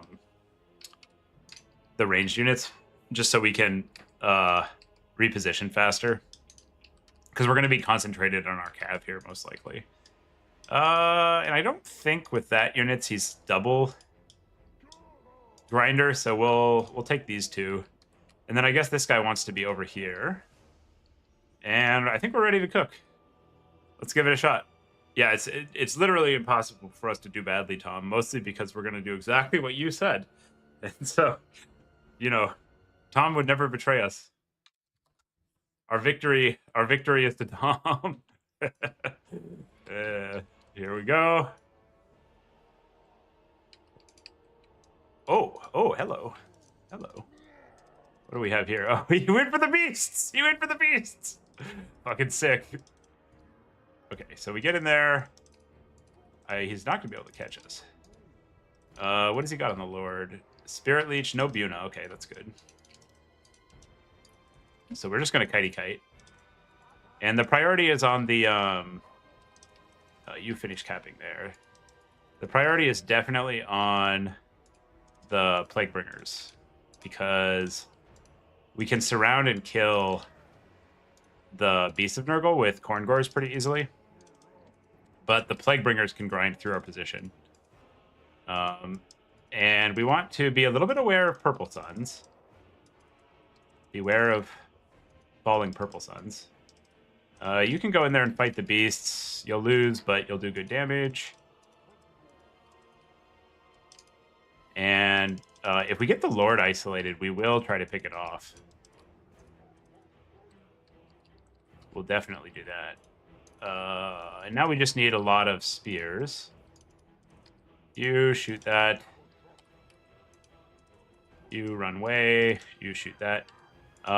And we need like maximum fire uptime because he will grind us out in melee.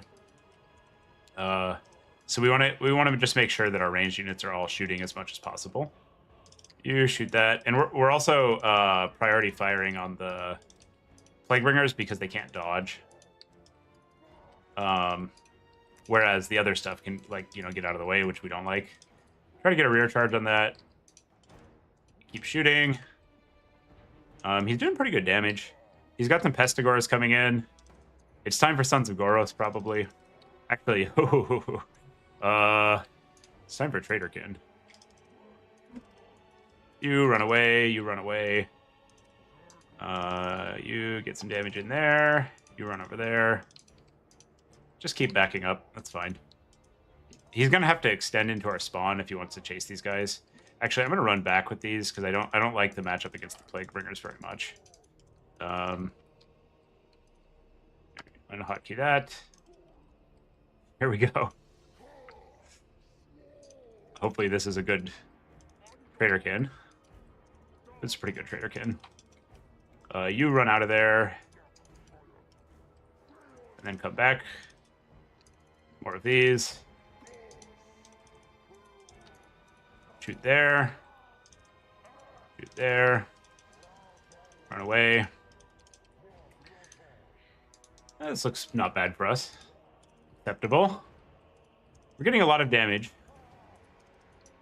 We have to be aware that the beasts can heal up, so like not all of this damage is the truth. Some of the damage is a lie. But a lot of the damage is the truth. And he's pretty isolated here with this Lord. I'm actually going to summon a Doggo.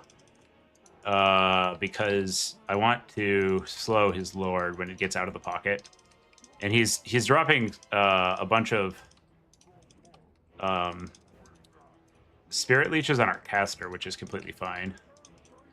Not worried about that whatsoever. You get a rear charge over there.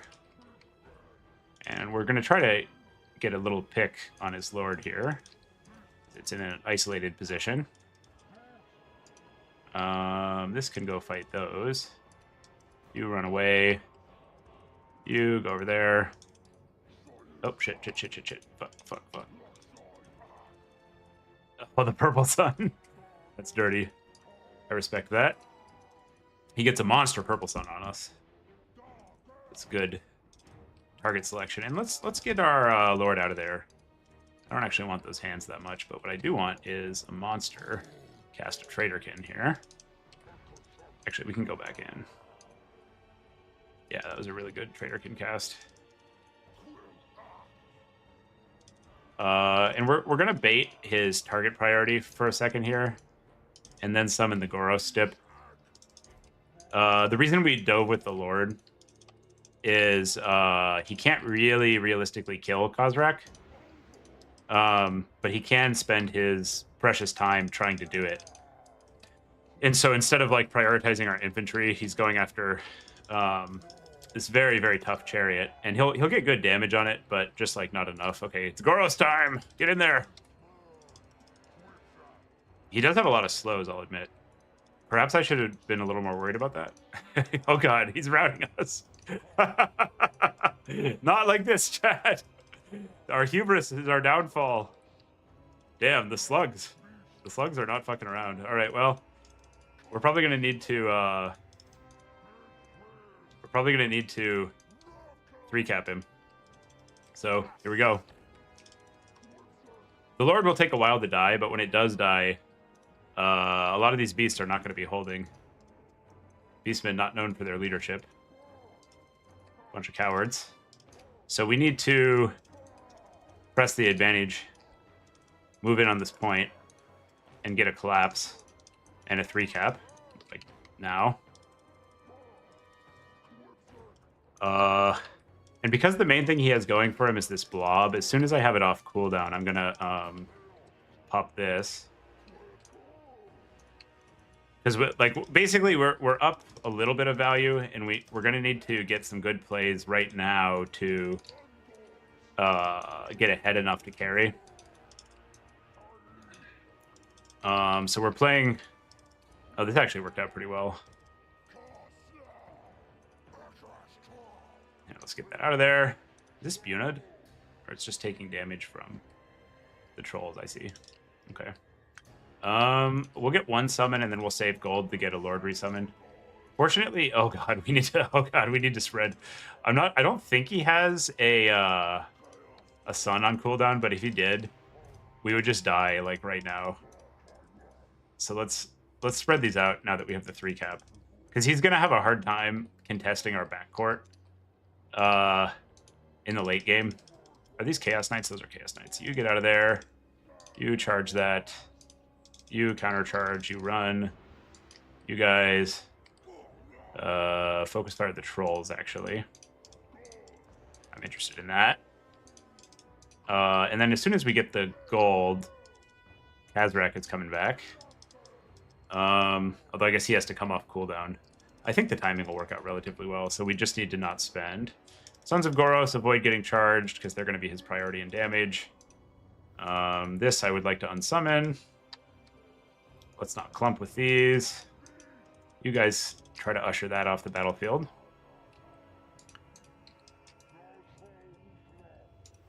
Get some good shots in there. And Captain Kaz will be back very soon for our regularly scheduled chariot bludgeoning. I'm going to take this cast now also. We took the lore passive, so casts are just like not the worst for us on the undercast mode. Resummon our Lord. I would really like for Lord resummons to be removed from the game. It feels so dirty, like they, you know, you like misplay, they get the kill on the big Lord, and then you're like, haha, he's back. He's back. Let's try to get some good hits on his Cav with Sons of Goros. And also unsummon. Okay. Semifinals. BM, NG, can. Cool. All right, chat. We're one away from a big dub. You like to see it? Kazrak did not do well. We were hubristic. We were like, he's got the dark mail. He's tanky. We can send him right into the SE blob. It's all fine. And then they just immediately clapped him. Oh boy, those Traderkins were doing work though. That was some filth. That was some filth. And nothing on the Nurgle roster really did well, so we basically inted our Lord, and that gave him like some play. The Sons of Goros actually did okay. Yeah, nothing wrong with that. Let's see how the other side of the bracket is doing. So we got Danikin 0, own goal 1. The Nergs. The Nergs. Beastmen. And one more to take down the sweaty tournament. It's looking like pretty doable, to be honest. I think we might be able to get there, chat. I don't know who we're up against. We'll find out momentarily. It looks like the winner of B6 and Boss Toss. So 2 RTK teammates playing either Skaven or a rerun of Kislev. I think I'm a little bit more scared of Skaven, actually. Let's see. We got BM. Finals. Grand final. Export that. They might actually be streaming in RTK land. We can probably go Bird Dog. Let's see if they're streaming where we can get at it. Oh no. They're both in public practice. Neither of them is streaming. So in your head, imagine what could be going on in glorious Kislev Skaven battles. Just kind of fill it in. Ugh. I think I have an okay plan against both. We showed we enacted some Tzeentchian schemes against Boss Toss, wherein we put the idea in his head that the Gorgon was a major thing to be worried about, and we have like negative intent of taking the Gorgon if we actually play him in the finals. So maybe that worked. And then we beat. What did we beat B6 on? B6 went for like a melee tide on Skaven. That was pretty interesting. Let's take a look at how they played this game. So they went Max, Storm Vermin, Halbs, and a Skrulk. They did a light build-up, and then they pushed. They went double Roger, and their Rogers were terrible. They didn't really do anything. And their Skaven, Slave, and Clan Rat frontline just got clapped by the Zangors, I think. So I'd expect that they react a little bit and do something slightly different. Yeah. I'm the most afraid of globe spam. Even though they slightly nerfed the globes, they're still like a horrifyingly strong unit, and they can absolutely just delete the entire Beastman roster given a little bit of time. Just watching I'm watching how B6 played the formation. So if we play against them, we can go exploit that. This is like a nice little demo in like how to spot positional weaknesses in people's play. I'm looking for situations where like they haven't adequately covered their range line, or where they don't react to flanks by repositioning to deny the flanking move. And if either of those are present, it's like a pretty easy in for us. Otherwise, we kind of just have to play the normal. Okay, so how did they deploy? They deployed with a screening front line of Skaven slaves and the clan rats on the 2nd rank, and then the Storm Vermin Helps on the 3rd rank. Their positioning of this is all good. This is like a clean checkerboard. Their front line is a little bit too far in front, but I don't see major positional vulnerabilities in their deploy. Whoa, Skrulk has a crazy amount of MA. Did this get buffed, chat? That's pretty cool, 64 MA. Also pretty fat. That's kind of a unit, geez. The Frenzy. That's really cool. They should have taken the lore passive. The lore passive is very good. Interesting. Okay, so they've slightly concaved their right when we positioned, but they're not actually reacting that much to the flank. They do have, this is nice, they've got their mass on the flanks when they see us coming around. Their main issue this game was their center wasn't set up enough, and they didn't have enough DPS for our front line, so we were able to just like walk at them, trade, and win. If they play better next time, they'll take more damage output And they were actually winning the value fight here. I think mainly because of the plagues. Like, I didn't see that. I need to pay attention for the plagues. That's a good FYI. Because it's not a very good spell if you dodge it, but it's hilarious on this map because the Stompy guy is like the same color as the map. This is very thematic. Like, Skrulk gets a benefit. Somebody was saying Skrulk does better on this map. So we couldn't see the cast. B6 probably wins. They're like really seasoned on Skaven, and Boss Tusk was saying he doesn't have any reps on Kislev, so I'm sure B6 has some kind of filthy plan for Kislev. Man, the Skaven reinforcement game is pretty weak though. It definitely gets trucked by mobility. We'll see. I wanted to see how some of the units did here. I'm kind of the spawn were the one I was. Oh god, the spawn were terrible. 350. Yeah, the spawn were not good. They don't. I don't think they have the punching power of like the Zinchian spawn, nor do they have the tankiness. So, like the poison doesn't really, in the 100 less gold, doesn't make up for the lack of additional utility abilities. Okay, so that's one of the things we were trying to determine. And Kazrak has been kind of fine. He's like tanky. We went a little too deep last game. He did well against the Skaven. Ikit on Doomwheel. Yeah, I can see Ikit on Doomwheel doing well. The Zangors were pretty good here. They were all alive. Wait, so how did... the spawn were no good. The dogs were fine. Castro was fine. And these guys did very well. Ungor herds. Skrull kicked ass. That's interesting.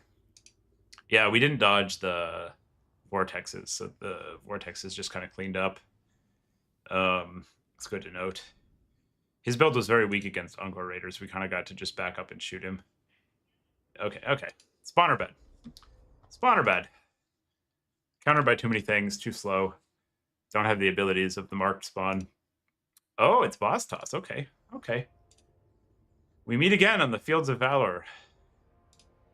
My one-time teammate and now enemy, Boss Toss. We're, that's Snake for Boss Toss. Oh, Boss Toss made a lobby. Boss Toss asserts dominance by sending me the lobby first, and I need to join his lobby. It's typical Canadian behavior. Here we go. Okay, what are the maps? How much are we shooting versus not here? We got Road to Talabheim, Norskin Rise, and oh, so these are pretty good shooting maps. Boss Toss is top. Hey, looks like we're up again, sir. Your map ban first. All right, are we gonna do it, chat? Do we team kill? Or does Boss Toss bring one home? Where's... Yeah, the Rogers and Flayers are not that good. Tend to agree, Tom. How is Boss Toss on the leaderboard?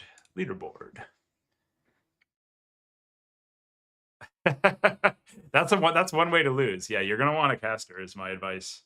That one's free. That's some free. Okay, so Boss Toss is fine. He's gonna make the season champs.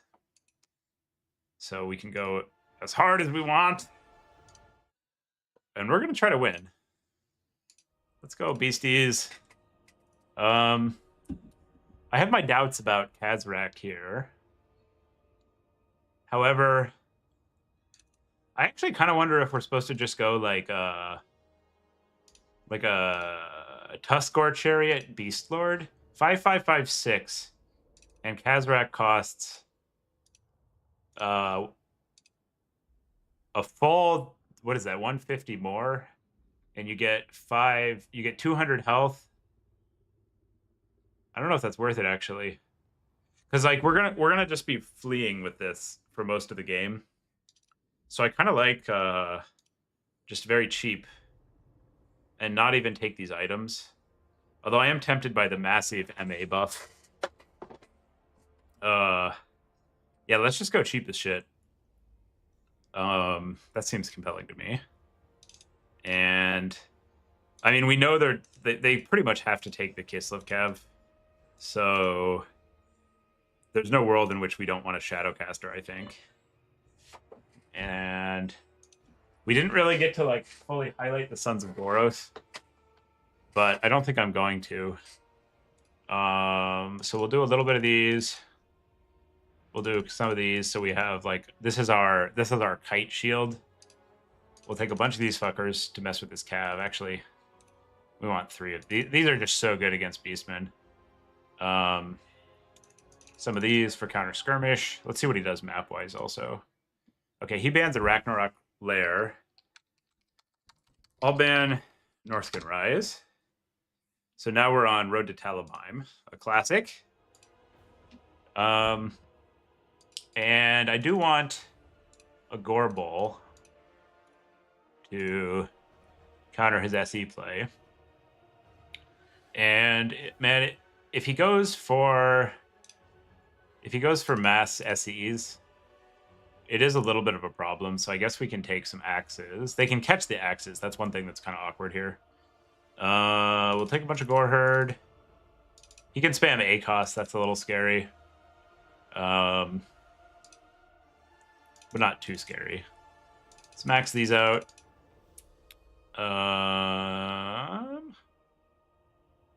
Do we want a Chariot, chat? How good is Chariot here? If they don't have Cav on it, it's a monster.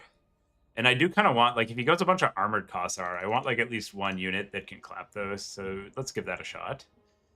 And then we need some more frontline. And we also need something to beat Armored Kossar. Just the one Razor Gore is not enough. So let's go for a Pit of Shades, I guess. It's pricey, but no. The one sec. Wife's hanging out with dogs downstairs. Close the door so they don't have to listen to us. Yeah, how do we dive if they go for like a wide melee line is an interesting question here. We have to beat the SE blob, and we also have to beat the melee line. Maybe we really only want the axes in numbers if he goes pretty deep on the SEs. So I think we can play our opener a little more.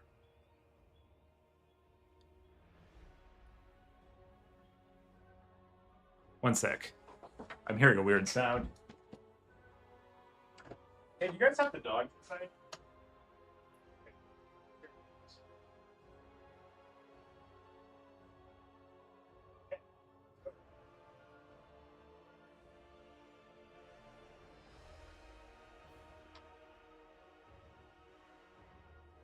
All right. Here we go. Dogs are accounted for. Let's take Koroks. I guess let's do this actually, because we don't want to. It's a little awkward if we start it because it's so fragile. And his chariots can plow through a lot of our stuff. Just thinking about. I'm thinking about like what units want to be exposed first. I guess so. We can augment our ACOS game by just having more of these, and these will play very well into Armored Kossar, so they'll go can opener them. We need just enough mass to hold back chariots, and that looks good. And then we want. I would like to get the Man Rippers in, but I don't think I have the. I don't think I have the gold to make that happen. So I guess we can do it like this. Yeah, this looks good. So we cut one of those. The Corn Gores are so good, but I like the Man Rippers. Life is hard. Life is hard, chat. I really like the Man Rippers. Yeah, let's get some Man Rippers in there. And somebody said banner. Oh, that's really expensive. Jeez. Not worth it. Not worth it. Sure. We'll make him a speedy boy. Okay. Perfect spend. Can't be wrong. Send it. Oh, are we on the right map? Wait a second. We're on the wrong map. Map is Road to Talebheim. We were on the wrong map. Glad we checked. The Butcher Mino can be good. It's a little less good now, Kaiser. It gets wrecked by their SE blob play. We can try it. I don't like to say no to chat. we'll take Butchers. If we lose, it's your fault though. I just want you to know that. So if we're doing that, let's just do this, I guess. Yeah, sure. What could go wrong? Seems fine. they can be good. Sometimes they're good. They are pterosaurs, so we'll see. This is the price of stream. Sometimes chat says do this and you do it, and it's terrible. But I want everyone to know that Kaiser27 is responsible for the tournament loss if we lose. Not me. I take no responsibility. My tournament life is in your hands, chat. All right, before we lose, everybody subscribe. If you haven't already, go click the button. I need like 100 more. Just do it. That's all. So on this map, we want to like get a flank through his woods if we can. Boss has seen us do this a bunch of times before, but against shooting factions, they can be really, really vulnerable if you like sweep like this, and then you can kind of do like a pincer where you collapse this side and that. He went 11 units, so he's probably not on like the widest build you've ever seen. We can do a forward deploy because we have better Vanguard units, so if he deploys here, we'll just ranch him.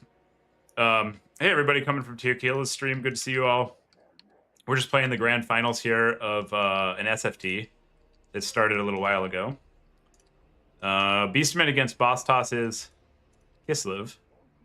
And we're doing Beastmen cow things. Deploying units where they shouldn't be. Pincer attacks, that kind of thing. Just cow stuff. And I guess we want the Zangor on the open side because we need like a missile screen probably. And let's hotkey this stuff so it doesn't take up too much of our attention to control. Get this guy forward. And we are going to go out there and try to cap early. And if he is exerting a lot of presence, we'll just back off. We'll get these guys on a hotkey. Get these guys on the same control group as those. And then I guess I'll just put the elite infantry on these. Yeah, the Butchers, I think, can be pretty decent late against their cav. Or, like, as a mid-game summon. But, yeah, Kislev is pretty well equipped to fight that sort of thing. And I guess we'll deploy a little more forward in case we can pick something off right at the start. All right. Ready to rock. GLHF. We say to the toss bots. No mercy. All right, so he went... we need to build up. Okay, so we're going to... try to capture, nothing. Okay, so he's very ready for our melee play. And his caster is not on a Frostworm. So we can summon here. And these are light war sleds, so any mass will contain those effectively. And what has he got spell-wise? He's got... Ooh, the breaths. Okay, so we need to screen that caster and keep it away from really good spells. With the trees and with our cav. And we're just gonna, because he went so balls deep on shooting, we're just gonna give him the points for a while. If he was on like a more interactive, less committed build, we would not build up. But instead, we are going to try not to take damage. We're going to give him some time and us some time and summon a bunch of stuff. And then we'll go wax him, most likely. But maybe not. And we want to take units that are not particularly shootable here. This is actually a really good spot for the Butchers because of the Zargard. And we would like to, if he allows us, get some of these off. Just because we need to use our WOM. Yeah, that's good. And he might do that thing where he like reflexively backs off when we get a spell off. without getting the damage that he would like. And this is not an ambush summon spot yet. Okay, Boss House playing that well. And our Lord would love to get some good damage off on the Zargard for sure. Okay. We're at the spot in the game where we begin to risk losing by not pushing. So let's start summoning stuff and begin to push. And we'll attempt to expose only our hard to shoot guys first. And our immediate objective is to take a point as fast as possible without getting like caught in a terrible exchange. And we need to be. This is like a little cagey.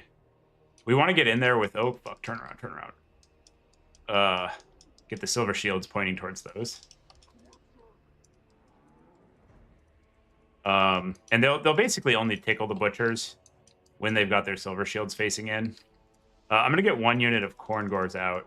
We have to be very careful with our mass here, because if we run out of mass, he can just like roll up on our infantry. We also need to brace. Okay, so these should come in. You guys can just shoot the Zargard. That's a fantastic target for you. You run back. You go screen those. And now we're gonna dog behind the elite infantry with our. Okay, these should back up with our mass.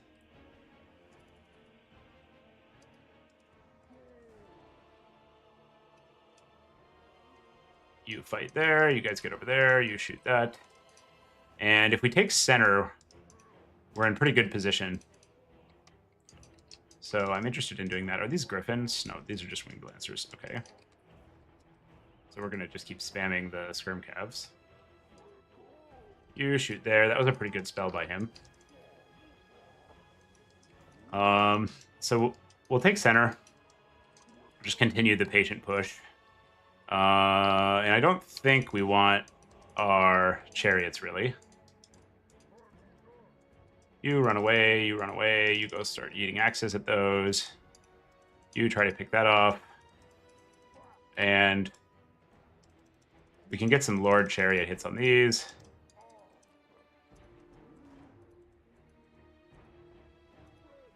You fight there. You fight there, you run away. You shoot that. More cav, more cav. You guys get in. Oh shit, he's going. I'm gonna put the butchers on his lord. And let's get this. Fuck, where is it? Where did the cav go? Oh, there they are. I'm gonna see if I can get a lord pick here. You charge there, you get in. You get in, you charge those. Oh god, we got order drops. You run. You get out of there. The pit is no longer where you wish to be. We could continue, but he's got too much good stuff in the pit. Debuff that. You guys get in there. More cav, more cav. Cav, you charge there. These need to get out of there. We're doing really good damage to these Zargard here. Our center holding is going to be a problem.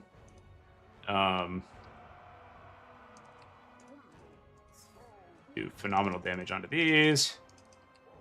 Actually, these need to run. You guys get in there. And somehow he's waxed the...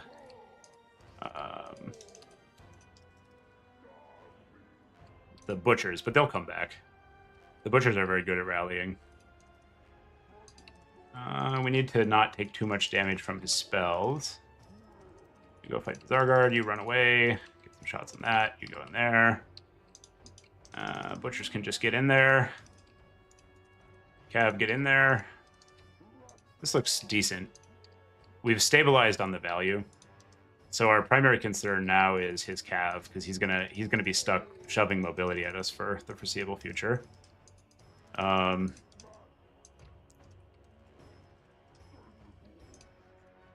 And also that one Frostworm is pretty scary.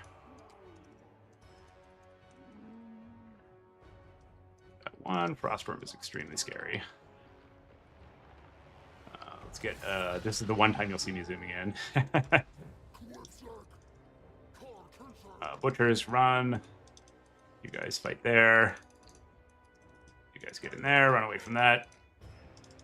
You run right up close. And he showed a penchant for, let's get out of there with this. You guys try to kill that. He showed a penchant for a reinforcement summon of a Patriarch last game. So I wouldn't be shocked if we saw one roll up into this blob fight at some point.